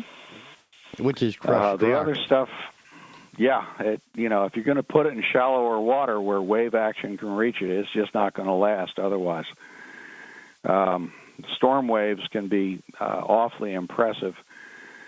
One of my dive sites offshore is 100 feet down, is what we call 23-mile rock, and I dove on that 6 weeks after Hurricane Diana in 1984, and it looked like a war zone down there. Wow. The bottom had been scoured. Now, this is 100 feet down. Okay, wow. The bottom had been scoured. The rock was, stripped clean of all the fouling organisms. The sponges and soft corals and all that were smashed. The seaweeds had all been ripped off. And that was 6 weeks afterwards. I was down there. The visibility was only 6 feet at that point. Usually the viz down there was 60 or 80 feet. So it's kind of like swimming in a smoothie. Yeah, very much. Looked like a giant blender had come along and just smashed everything to pieces. So, I was impressed. And 100 feet down, you think, well, you're not going to experience the storm waves the way you would at the surface. Well, no, but the storm waves were significant enough, even at that depth, to tear the bottom apart, strip all that limestone out there clean of all the fouling organisms. But it took an extreme event to do that. Day to day, it would not have been. Yeah, right. Average day, I've been diving out there a lot back then, and rarely felt anything on the bottom except maybe a little tidal current. But of course, we were only diving on good days. A good day was 4 or 5 foot seas at the surface, and nothing more than that. We dove in a few tougher days, but even then, at the bottom, it was calm. But imagine, what it must have been like during a hurricane. That's what I'm trying to do, is figure the scale, because we're used to seeing, like, after a storm, right, some high winds and some heavy rains on the coastal area, it might, scour a little bit of the beach, and you get you get a wash line of some of the debris that came up. But that's, maybe 3 feet, 4 feet deep, maybe. Right. You're at 100 feet. That's like a 10-story building. That's the entire Murchison building underwater. Yep, that's right. And the waves out there, of course, in the middle of a hurricane, Hurricane Diana sat out there right over that spot for about 24 hours, and the eye of the storm was right there. It was only a Category 1. I say only. It was blowing 95 miles an hour, which, if you're in it, it's pretty impressive. And the waves were probably on the order of 20, 25 feet high. So, and that's surface wave. Yeah, surface waves. That's right. No wonder it felt rough on the bottom. Because it's pushing, the amount of wave above is being affected by what's under it because of the slope. Is that right? The waves, one of the phrases we use is that the waves can feel bottom. And big storm waves will feel bottom a long way out. One of the reasons you don't see 20-foot waves, at the beach normally, is that as they get into shallower water, they break. You just can't stand a wave up that high in shallow water. It's going to tumble over. But I've seen waves out at the beach, photographed during hurricanes.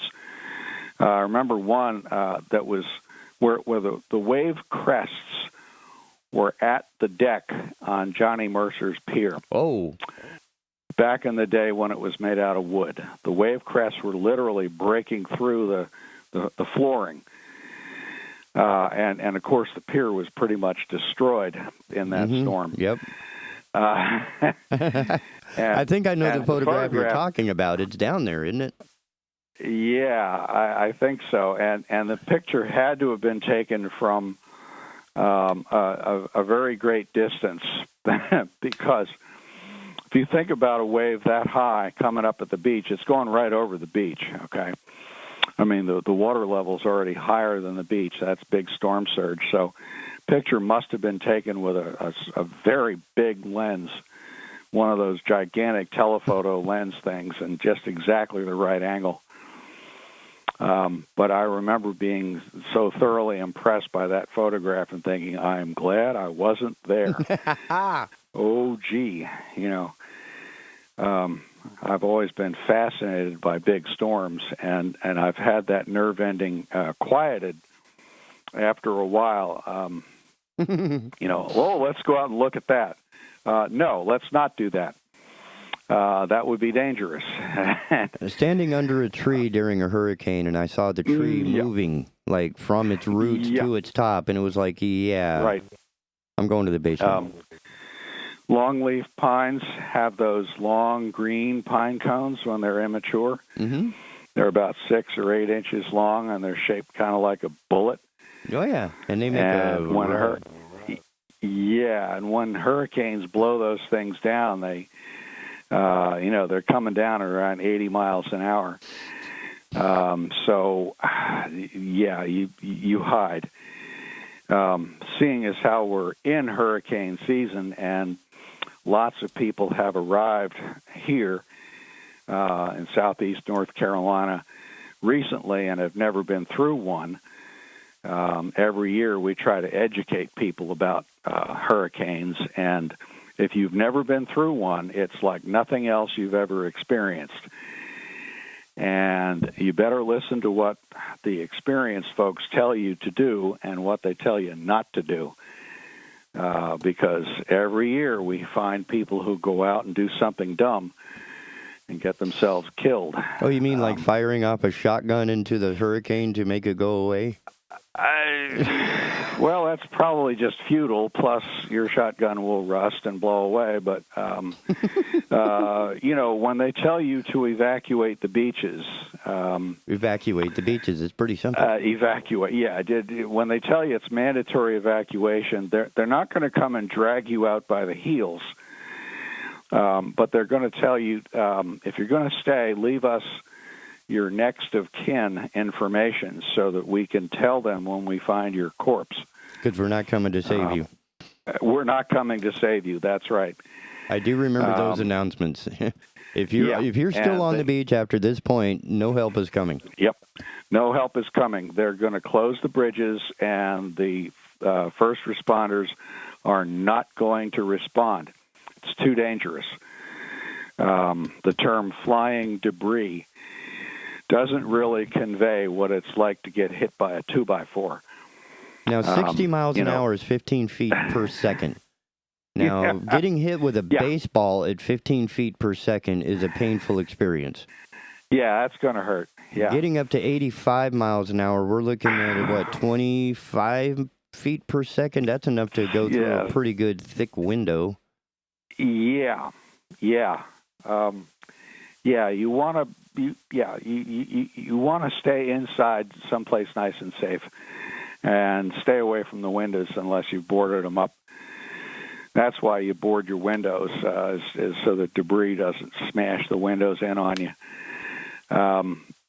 But the authorities here are very good about warning people. It's just that you got to listen.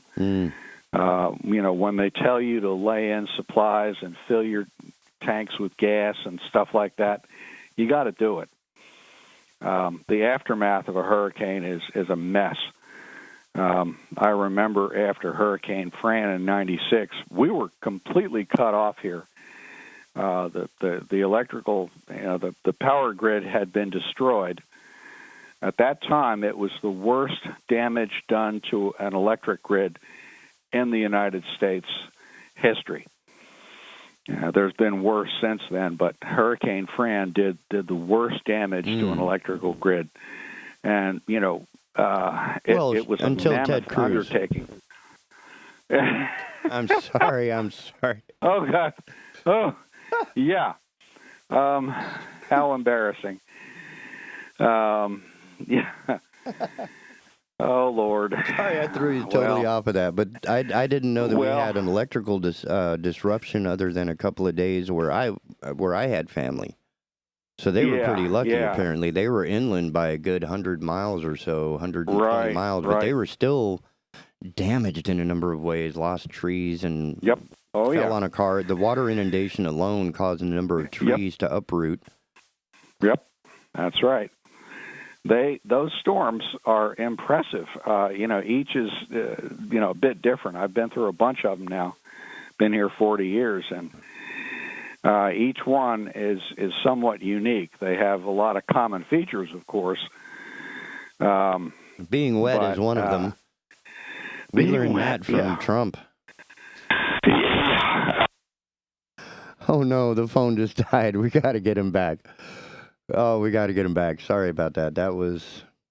I think the laughter might have been too much, and the poor phone system just couldn't take it. So we're going to call him back. Hello. Yep. Drop the call. I don't think the phone could handle the laughter. That was pretty. Oh, okay. Yeah. I got to stop with the sidebars. Oh, okay.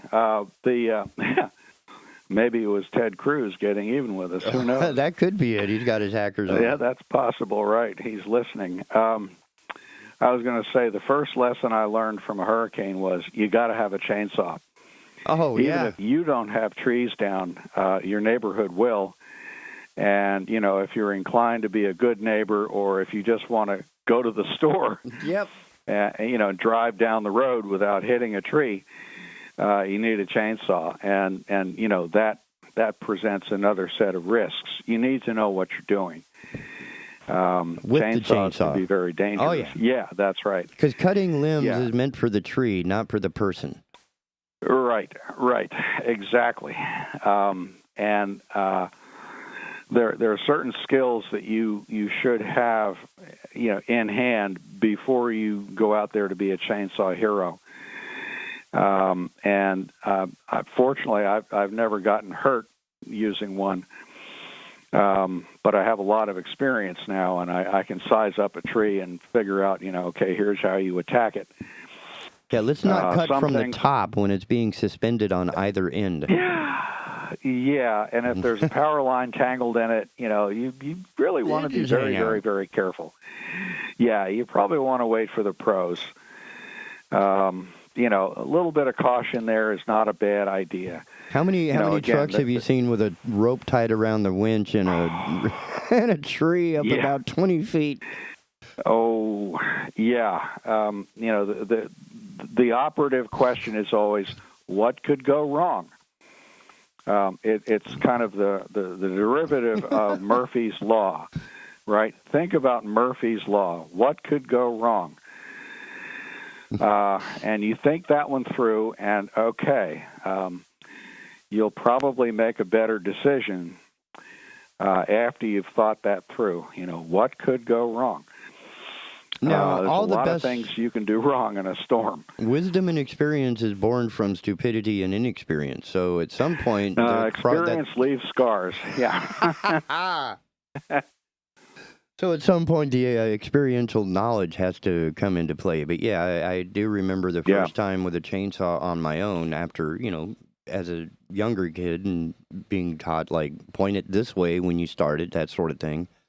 Yeah. But sizing up the stresses, right? Because not everybody has had engineering classes that say, oh, the way this stick is being suspended, I should cut it from the bottom so that I don't pinch the blade, and I've already cleared my two ends so that I know when it drops, it's going to be safe. Right. Whereas the guy next door had gotten it pinched and was standing on top of it when it gave way. No. Oh, God. Oh, jeez. So the fact that the chainsaw had actually failed at that point, it had stopped running, was like the one blessing out of the entire situation, that it could have ended a lot worse than it did. You're a lot less likely to hurt yourself if the saw is immobilized. Yeah. On the other hand, that may lead to something really dumb. You know, you try to free the saw some other way, and so there are a lot of ways you can hurt yourself with one of those. But yeah, the overall message here is, you know, when a storm comes, hopefully you listen to what you're being told, because they're, you know, again, the local authorities are going to be profuse in telling you what to do and what not to do. You know, for a lot of folks, the decision is often, should we leave town or not? Should we evacuate? Well, if they evacuate the beaches, yeah, there's a good reason for that. Really good reason, like you may die. For a lot of other folks, you know, I've never left town, but there were times when I thought we might have to.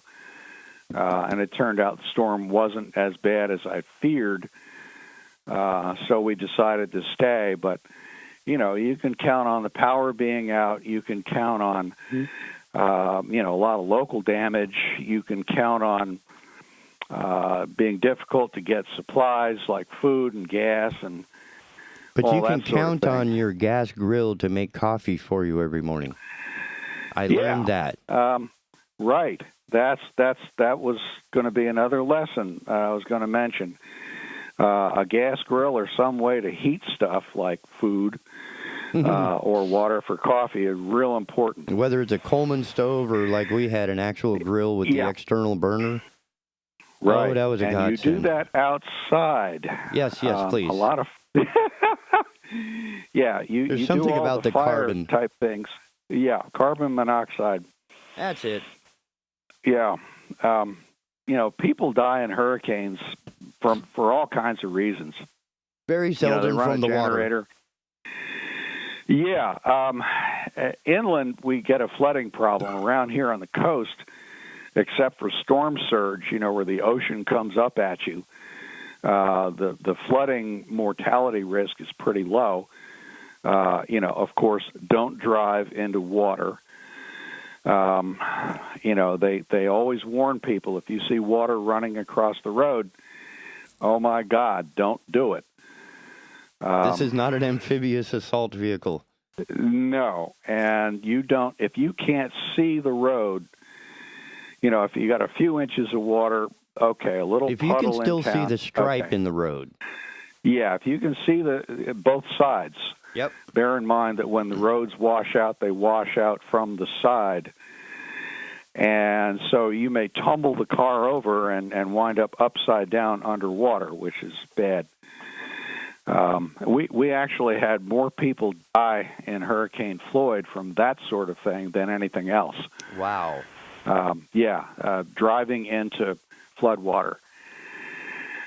Sometimes they felt they had no choice. They had to get from A to B and drove through it, and other times it was just Hey, we're just going to go check out the floods, man, see how everybody else did. Hold my beer and watch this. Yeah, famous last words. Or better yet, they're pulling somebody on an inner tube behind them. Oh, jeez. Yeah. Yeah, no, there's far too much work to be done for any kind of play in a hurricane. You got a lot of mess to clean up, so you can put the inner tube away for better days. I tell my inland friends who've never been through one, the hurricane mantra is several days of dread, several hours of drama, and several months of drudgery. So save your energy for cleaning up the mess afterwards, because you're going to need it. Of course, with some of these other deals, when the hurricane comes through and it gets cold and you lose electricity, and people, in their infinite wisdom, bring the kerosene heaters. Oh, yeah. Into the house, and then wonder why they don't wake up in the morning. Right.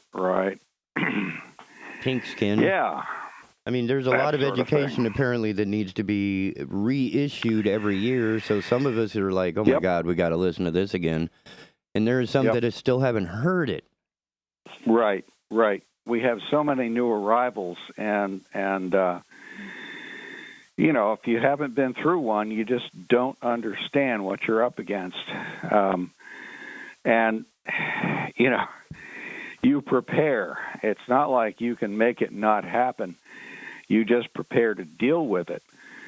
If you don't want to deal with it and you want to get out of town, you want to get out of town well in advance. We've had not when everybody else did. Right. Yeah, right. Wait until the last minute, and they're trying to leave town while the storm is, upon us, and you're out there on the road in the hurricane, often at night, and that's a really bad idea. So, Interstate 40, for example, has flooded several times. Mm-hmm. You think the interstate highway, that's got to be the best road out there. Well, no, not in our geography. Yeah, at some point I-40 will go underwater. Yep. Yeah, and, there have been a couple storms like Floyd and Florence, where Wilmington was basically an island. We were cut off. I remember 421 was completely underwater. Yep, and was destroyed, actually. I mean, 421 was destroyed in Florence. And not far from town, really. I mean, you head out of town on 421 and you think, not a lot of traffic. Well, yeah, there's a reason for that, dude. There's no road. But I-40 will go underwater, too. One thing I've discovered during an event, we were in, I was married at the time, and on vacation in South Carolina when they had the evacuation, right? The hotel was like, sorry, you got to go. Yeah. During the next 5 hours, I can't tell you how many cars that I had to jumpstart. I can't tell you, right? I mean, nobody had any sort of reference. Many of them had, like, oh my gosh, my tires are, there was no basic preparedness for the car. Like when I buy a car, I make sure there's flares in there. There's a first aid kit, right? None of these people, they had just, showed up with their Aloha shirts and Crocs. Yeah. And then now they're looking at me, and I'm jump starting like 6 cars in the parking lot trying to pack my own car. And I'm like, right. I need to leave. Yeah, it gets pretty hairy, and quite often you find out, those of us who are, I don't want to say experts, but experienced with these storms, we do have a sense of preparation. And every year, I'm thinking about hurricane season and what if, and, do I have enough of this? Do I have enough of that? Is the vehicle, I've got a 4-wheel drive Jeep that's got pretty high clearance, and it's powerful enough, and I figure that's my storm vehicle. If I got to move around, that's the one I'll use. A little snorkel on there? Well, by the time you need a snorkel, you're swept off the road. I've always wondered, like, why did they put that on there? Yeah. Is it going to work, or are you still going to be like... Because the snorkel is taller than the driver in some cases, and it's like, if the driver is drowning... You're really going to drive your car underwater. I don't think so. I don't think you want to do that. The visibility kind of sucks. The windshield wipers won't help you. Getting that smell out of the flow cushions. at all, the vehicle is off the road into deeper water, and you're going to die. So, don't do that. Yeah, the snorkel is just there for dress. The military may get away with that, but they're used to the concept of casualties. They're in battle. Right. We civilians are supposed to survive stuff. That's the basis of the word civilization is civilian? The idea is to foster survival even when conditions are bad.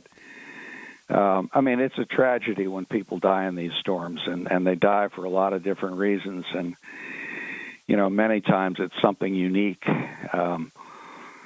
I remember that after I think it was after Fran, a fellow went back to his apartment out in Wrightsville Beach, and his carpet was soaking wet with salt water,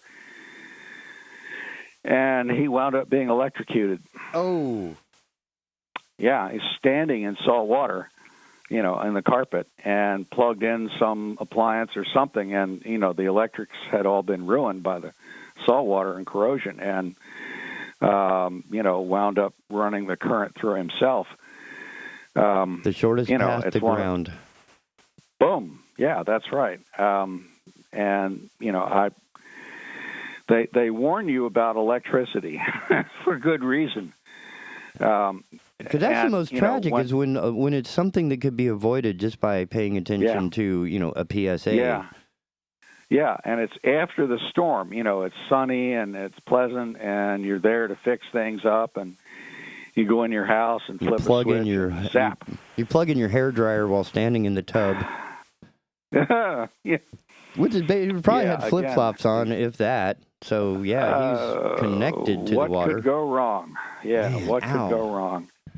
And there are a lot of other things like that. I recall being asked by a radio host after Fran, should we tell people to stay out of the surf on the beach because of the bacteria from, stormwater runoff? And I said I'd be a lot more worried about being hit by a refrigerator because Fran put 12 feet of storm surge over Wrightsville Beach and a lot of the other beaches too, and blew out all those floor level or ground level parts of those houses. Yeah. And a lot of them have been set up as living space. You're not supposed to live there at ground level, but a lot of them are set up as utility rooms. And a lot of that stuff was just blasted out by the storm surge and wound up in the surf. You had all kinds of debris out there. Massive debris that has buoyancy. Yeah, and, it hits you. And it just wasn't safe in any event. I mean, a 200-pound refrigerator will float with the door closed, right, and the right conditions. Yeah. It'll be somewhat, what do they call that? Right. The zero buoyancy when it's just like the rest of the water. Neutral buoyancy, right? Right. So you're surfing along, no big deal, and you're on an 8-foot wave, and at the bottom of that is a 200-pound refrigerator that's now over your head. Right. And bam. Yeah, and it's like you see this cube come out of the green surf, and you're like, wait, am I about to meet my maker? Yeah. I'm not worried about the debris. The debris I can't, the bacteria I can't see. Yeah, that's right. And don't let the water go up your nose and all that good stuff. That water is filthy anyway, no matter what. I've tried to warn people over the years. Fish do their whole life in that stuff. So, yeah. Have you ever seen an aquarium? Yeah. One of the other things I've seen about storms is that the sewer systems will overflow from all the rain. Oh, yeah. Oh, right? Yeah. And the lower elevations get it worse. It all flows downhill. Uh-huh. Oh, yes, that's right. So, you get 8 to 10 inches of rain in a matter of half a day or so, which is not unusual in a hurricane. And I'm sorry, the sewer systems just can't handle that. You flushed everything off the landscape, but you're also pumping sewage out of sewer systems and septic tanks. And that's true pretty much everywhere. It's not just a local phenomenon. I've seen manhole covers levitating from the force of the water. I caught that on film. When I was working at WAY, we were out there for a hurricane, and that's one of the truck next to us was the Weather Channel guys with, what's his name, the crazy dude. He wasn't in that truck. He was in the other truck, but this was one of his production trucks, and they invited me in and had me jump out and said, hey, if you want to catch that. And it was a good 8-10 inches of water under it, pushing it up, and it was just like bobbling in place. Right. It is impressive. It looked like a cartoon, like something out of Disney where your tea is ready or something. It was just like, what? Right. It's amazing how much force there is to do that. Yeah. Jim that thing weighs more than I do. Pro guy. Yes. They're easily 100 pounds. I've never tried to pick one up, but oh my, they are very heavy for a very good reason. They don't want people picking them up. And they don't want them floating away, and people were still driving by wondering why they were hitting their, like clunk. Yeah, your tire just hit a 200, 100-pound, whatever it is, manhole cover that was floating, and it jammed, because it was floating, and then it jammed into the edge, and it lifted the front wheel, good 8 inches off the ground, slammed it into the ground, and he's now off the road in the rain, in the storm. Right. In the sewage, right, yeah. Bear in mind what's coming out of that thing. Yeah, you just stay downhill from me. We're good. Yeah. I remember seeing some people, this was in Florence. I was driving over to my son's place. He lives about half a mile away from me. And the manholes were, levitating like that. And there were some people out there riding around on boogie boards, And, it was still raining.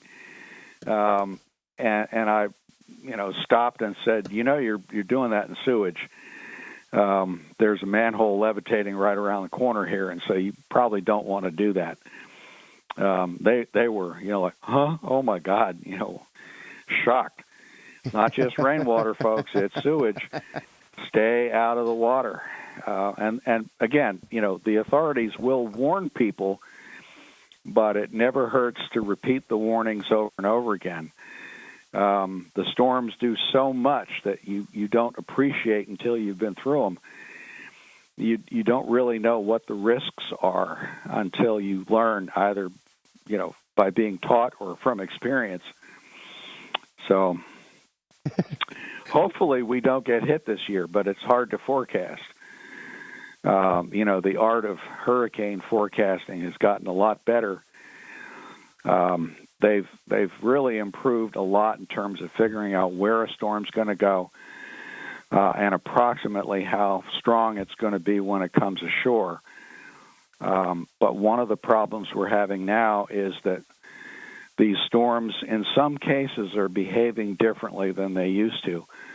We've had hurricanes like Matthew and Florence that, jumped a phenomenal amount of rain on us. They kind of stalled and just rained and rained and rained. And so it became the rain risk that was much more of a problem. And unfortunately, the folks who live inland are the ones most heavily affected by that. If you go on Google Earth, right, and you fly around in a figurative sense, it has a little elevation tool at the bottom of the screen, and it will tell you how much elevation you've got. And it's shocking to see how low the elevation is in places like Bladen County and Columbus County and Pender County. where you think, gee, I'm 50 miles inland, and you're 25 feet above sea level. Wow. And what that means, what that means is that, when you get a foot or 2 or 3 of rain from a hurricane, those places are going to be lakes. It's going to be like a cereal bowl. Yeah, that's right. That's right. Here at the coast, I'm at UNCW campus right now. We're about 35 feet up. It's mostly sandy soil. It drains right into the ocean, more or less. And flooding is more a matter of big puddles. Some puddles are pretty impressive, but they're puddles. And they'll you soak get inland a bit. Yeah, and they'll go away after a while. You get inland a bit, and you're talking about major flooding. 5, 6, 8, 10, 12 feet of water. Oy. And a lot of those folks, sadly, they have been through it now, and they know that, gee, this place flooded, 4 years ago and 6 years ago and so on. So now they know the hard way that there's a risk there. But, we as a society have not been prepared for that kind of flooding in the past. And that's where a lot of the casualties have been. That's where a lot of the loss of property has taken place. We think about flood zones and we think about, flood protection plans and things like that. But we often don't take into account that the people most at risk actually are inland when you get a big rain event. Storm surge is one thing, that comes with the hurricane and then goes away. And we know about that, and that's why we tell people, get off the beach, because, the ocean's going to come up. And if your building stands up, fine, you may live through it. If your building goes down, you're going to die. Et cetera, et cetera. And the responders have already told you we're on hiatus. Yeah, until we're not this is coming. Over. Yeah. Give us the next of kin information, and we'll, if we can identify your body when we find it, we'll let them know to come fetch you. Funny thing is, most of the people who do that, who stay, once they've been through one of those events, they swear they'll never do it again. It's amazing how a scar leads to experience. Yeah, it's sheer terror because, you're helpless. There's literally almost nothing you can do. You can't get away. If the building you're in is going to collapse, well, that's it. Your chance of survival is pretty small. Most of the beach buildings are pretty well built, but I guarantee there's a hurricane out there somewhere in the future that can knock them down. Look at the Texas coastline. Look at the Louisiana coastline after the storms they've had. Those beaches were wiped clean. It's a matter of what you design for and then what nature throws at you. This coastline, probably, I would... From what I know about the ocean and how it supports hurricanes, I would say a Category 5 storm hitting here is extremely unlikely. I doubt I'd ever see that in my lifetime. Category 4, oh yeah. We had Hazel in 1954. That was a Cat 4. Hugo came into Charleston in 1989 as a Cat 4. So that's possible. We've had some number of storms approach us at Category 4 or Category 5 strength, but the nature of the ocean is such that they weaken as they come in, usually. Florence did that. Florence was a Category 4 as it approached from the Atlantic Ocean, and it weakened. And the reason for that is ocean physics. The ocean is shallow relatively a long way out. For us, it's about 80 miles offshore before you get into deeper water. And hurricanes work by sucking heat energy out of the ocean. If the ocean is shallow, there's not that much heat there in the water column to keep a really strong storm going. They're very sensitive to that heat flux. Yeah, and so when they get into shallow water, there's just not enough hot water underneath them to keep feeding them at that strength. So they tend to weaken as they come in over the continental shelf. And so, we often get hit by what was a Cat 4 out in the open ocean a day or two away, but it comes in as a Cat 1 or 2. So that what that means is the wind speeds have dropped, which means that the storm surge will be somewhat less, and that's all, nice, relatively. Right, but we're still getting... But it doesn't... Go ahead. Yeah, we're still getting the rain. And, we're still getting, whatever damage a Cat 1 or Cat 2 will do. They spin off tornadoes, they knock trees down, they take the power grid out. They close the roads. They do all kinds of damage. So, it's like, oh, we're lucky we only got hit by a Cat 1. Well, yeah. Yeah, tell me about it. I've been through a number of Cat 1s, and thank you very much, but I don't care to see any more of them. I would be perfectly happy. Which is why we make preparations. That's right. I'd be perfectly happy never to go through another one. On the other hand, as I said earlier, I'm always prepared, just because that's how you stay safe and that's how you can help your neighbors. If you are prepared, you can get out there and take care of yourself and your family, but you can also help others, which is important. That's when you pull together as a community. So... I like the way you circle that back to the central message here at the Big Talker. It's part of, we want to be a community, and it's part of the community existence, part of its reality, right? In Texas, you might get sunburned and oiled and whatever else, but here, you're going to experience the occasional hurricane. Yep. And there's no shortage of information, certainly from places like Cape Fear Riverwatch and the New Hanover County, Pender County, and Onslow and other places. Any place that has a beach is going to have good information on when not to go. Right. Right. Well, Dr. Cahoon, it's been a hell of a morning. We're already like 10 minutes past the hour. And starting out with not much to talk about, we ended up quite well covering, again, the basics of being prepared. I mean, I don't know if that's a common theme in the rest of the world, but it seems to be a good way to survive a hurricane. If you're not going to listen, at least be prepared. Yeah, it's important for this region. So many folks live here. So many folks visit. And again, so many of them, don't really understand what it's like to go through this. It's the one kind of natural disaster we know we're going to see. Yep. We don't know when, but we know we're going to see it. And so, you got to think along those lines and be prepared and be prepared to pay attention and do what the experienced experts tell you to do.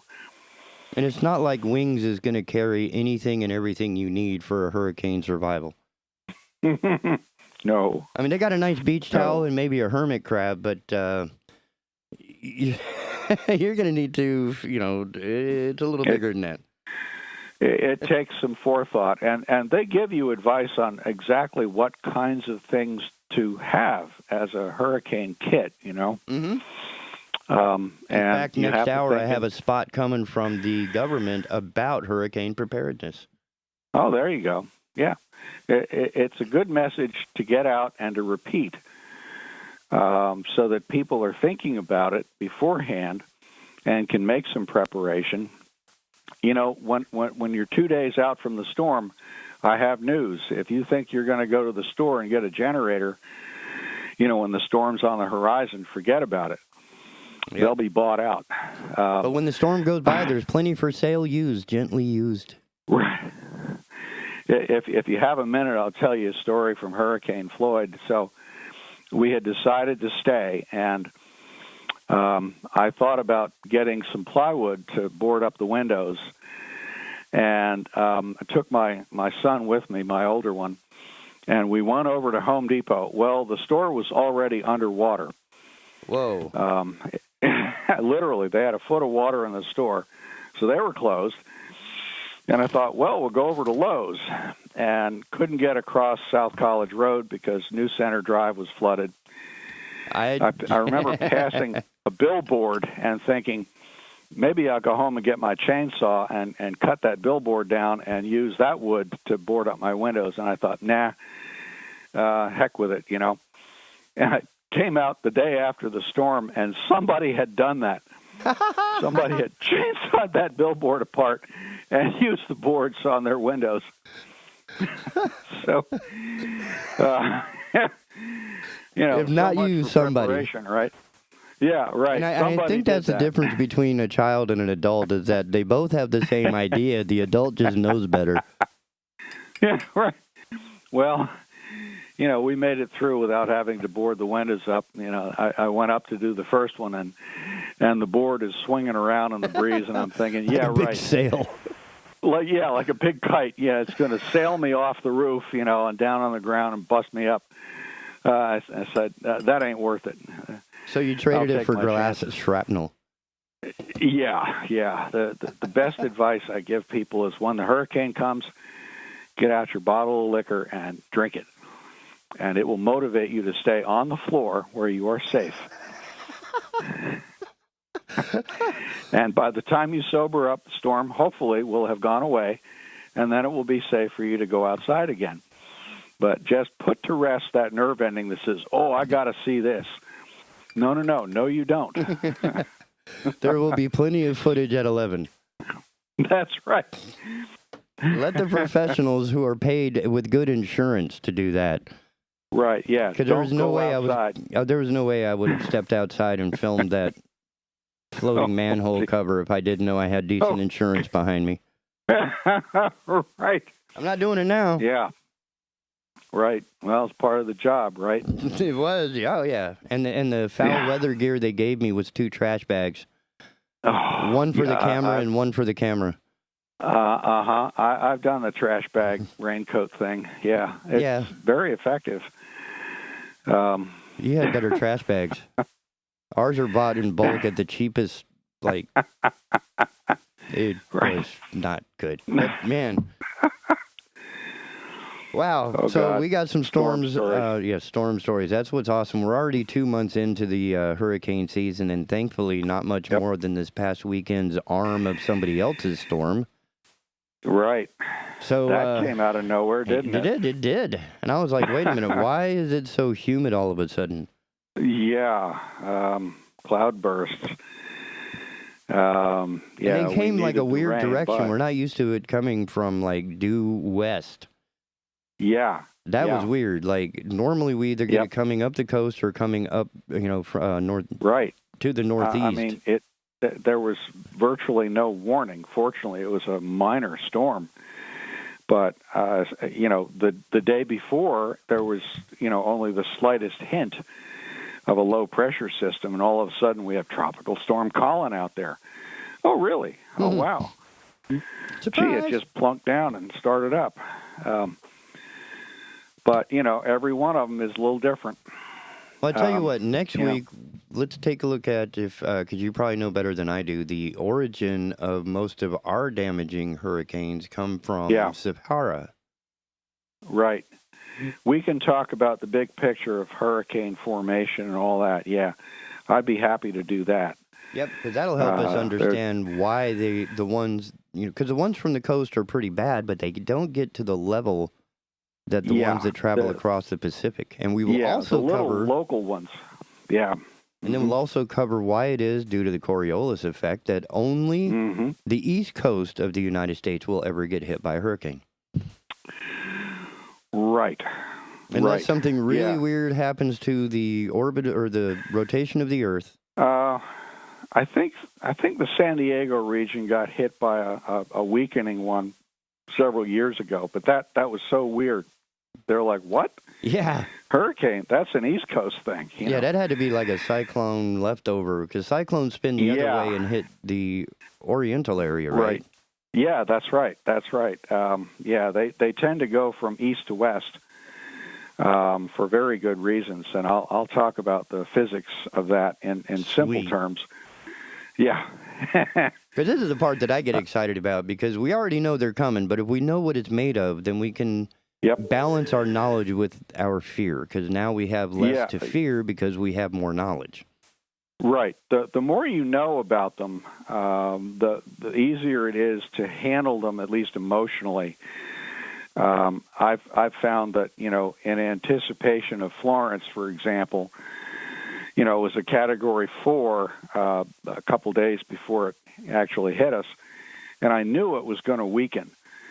And 2/3 of my colleagues here left town, and some of them couldn't get back for, a week, 10 days, something like that. And, yeah. And there was a small crew of us that stuck around for various reasons, and, we got together and had cookouts and whatnot. Shared chainsaw expertises with each other, and so on. But, the fear from having a Cat 4 on the horizon drove a lot of people to leave. And a lot of them said, boy, evacuation was no fun at all. Most places won't take pets, and then you've got kids, you got grandma. It's a big decision to make. And in my case, I thought the storm would weaken, and we'd been through a bunch, so I thought, we're going to hang out and deal with it. Because you're prepared. I'm kind of, that's right. I was prepared. I'm kind of built to do that. And so, it wasn't really fear. It was more a matter of, this is something I'm just going to have to deal with. It's going to be a big mess afterwards. And it was, but, we got through. It was a tough storm. Yep. Well, we will cover how it gets created and to that size next week. Unfortunately, right now, I need to go ahead and dive into the next program, which will Consumer Choice Radio. So, ladies and gentlemen, again, thank you, Dr. Cahoon. More information about the Cape Fear Riverwatch.org from the website. Get involved with the Clean Beach. I still have my Big Sweep. I still have my T-shirt. With that in mind, I remember they gave out T-shirts. Like if you turned in a whole bunch of this stuff, and it was like, you win a T-shirt out of this. Cool. Yeah, I like T-shirts. I collect them like hats. It's like a history. It's like a history you can wear. You know, this is something I did somewhere I was. So, ladies and gentlemen, we will see you tomorrow on the Asylum. Take care. And clicky. Oh, come on, computer. You're tuned in to the Big Talker Network, Wilmington, North Carolina's premier internet station for news and talk radio programming. Find us online at bigtalker.live. Teachers and parents, the North Carolina Symphony is here to support you as you carry on the education of your children and students. Take your kids on a free virtual field trip to the Symphony with a virtual education concert and companion student book. Go on a virtual journey to learn what makes music music with music by William Grant Still, Beethoven, Brahms, and more. Access the free video and student book with password 1932 at ncsymphony.org/virtual. Folks, the sad truth of it is most of what we're seeing in the news cycle is just noise, and it's recycled noise at that. Nothing informative, nothing that actually helps us discern the times that we live in. That's why we started doing Heard Tell. Every morning right here on Big Talker Network, 7 a.m. with a replay at 3 p.m., we talk and discuss the issues of the day, culture and politics with knowledgeable guests, no yelling, no caterwauling, just grown folk talk about the issues that matter. Join me, Andrew Donaldson, every weekday morning for Heard Tell.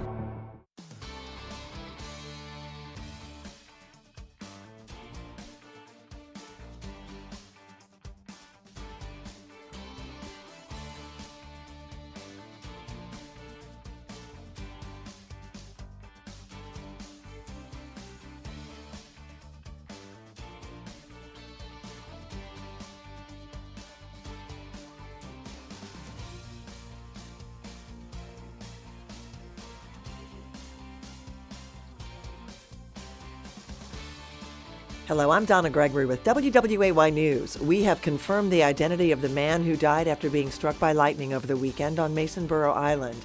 The National Lightning Safety Council has updated its list of fatalities and reports 33-year-old William Friend died Sunday at Masonboro Island. It is the third lightning strike death in the U.S. this year. The Columbus County Sheriff's Office has arrested a man for breaking into an occupied home. Last Thursday in Bolton, 40-year-old Carrie Graham allegedly kicked in the door at a home on Buckhead Road. 2 women and 2 children were inside. Graham allegedly pointed a gun at one of the women, stealing her cell phone before leaving. He later turned himself in and faces multiple charges. 2 other local sheriff's offices are sounding the alarm about a potential scam. The Brunswick and Bladen County Sheriff's offices say if you get a text or a Facebook message indicating either of them are selling T-shirts, it's a scam. Neither office will ever text, call, email, or message you with solicitations. And AMC Theaters is now offering $5 Discount Tuesdays. Tickets will cost $5 plus tax for all members of the AMC Stubs program, which is free to join. Discount Tuesdays already are underway, and the program runs through the end of October. To sweeten the deal, AMC also has popcorn and drink specials set for Tuesdays. For more on these stories, head over to WWAYTV3.com. I'm Donna Gregory. Have a great day.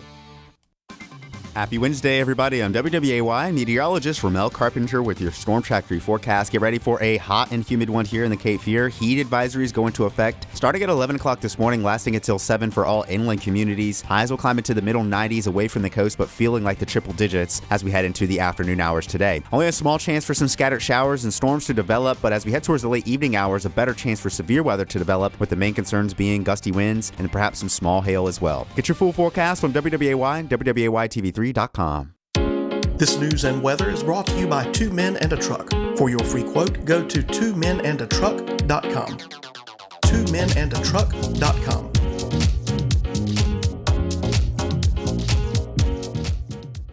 O'Leary's Automotive Repair has multiple locations in the area in Hampstead, Leland, the Myrtle Grove area, Ogden, and Wrightsboro. O'Leary's Automotive Repair, a trusted, locally owned business since 2006.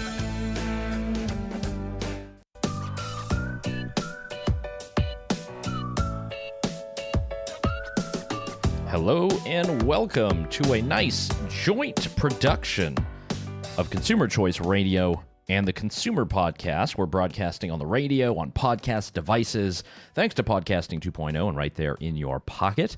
I am a part of the trio here today, Yael Osaski, broadcasting back from, I guess, a little bit of an Italian holiday in the studio, and I'm joined by my trusty colleague David Clement in Toronto. David, how goes it?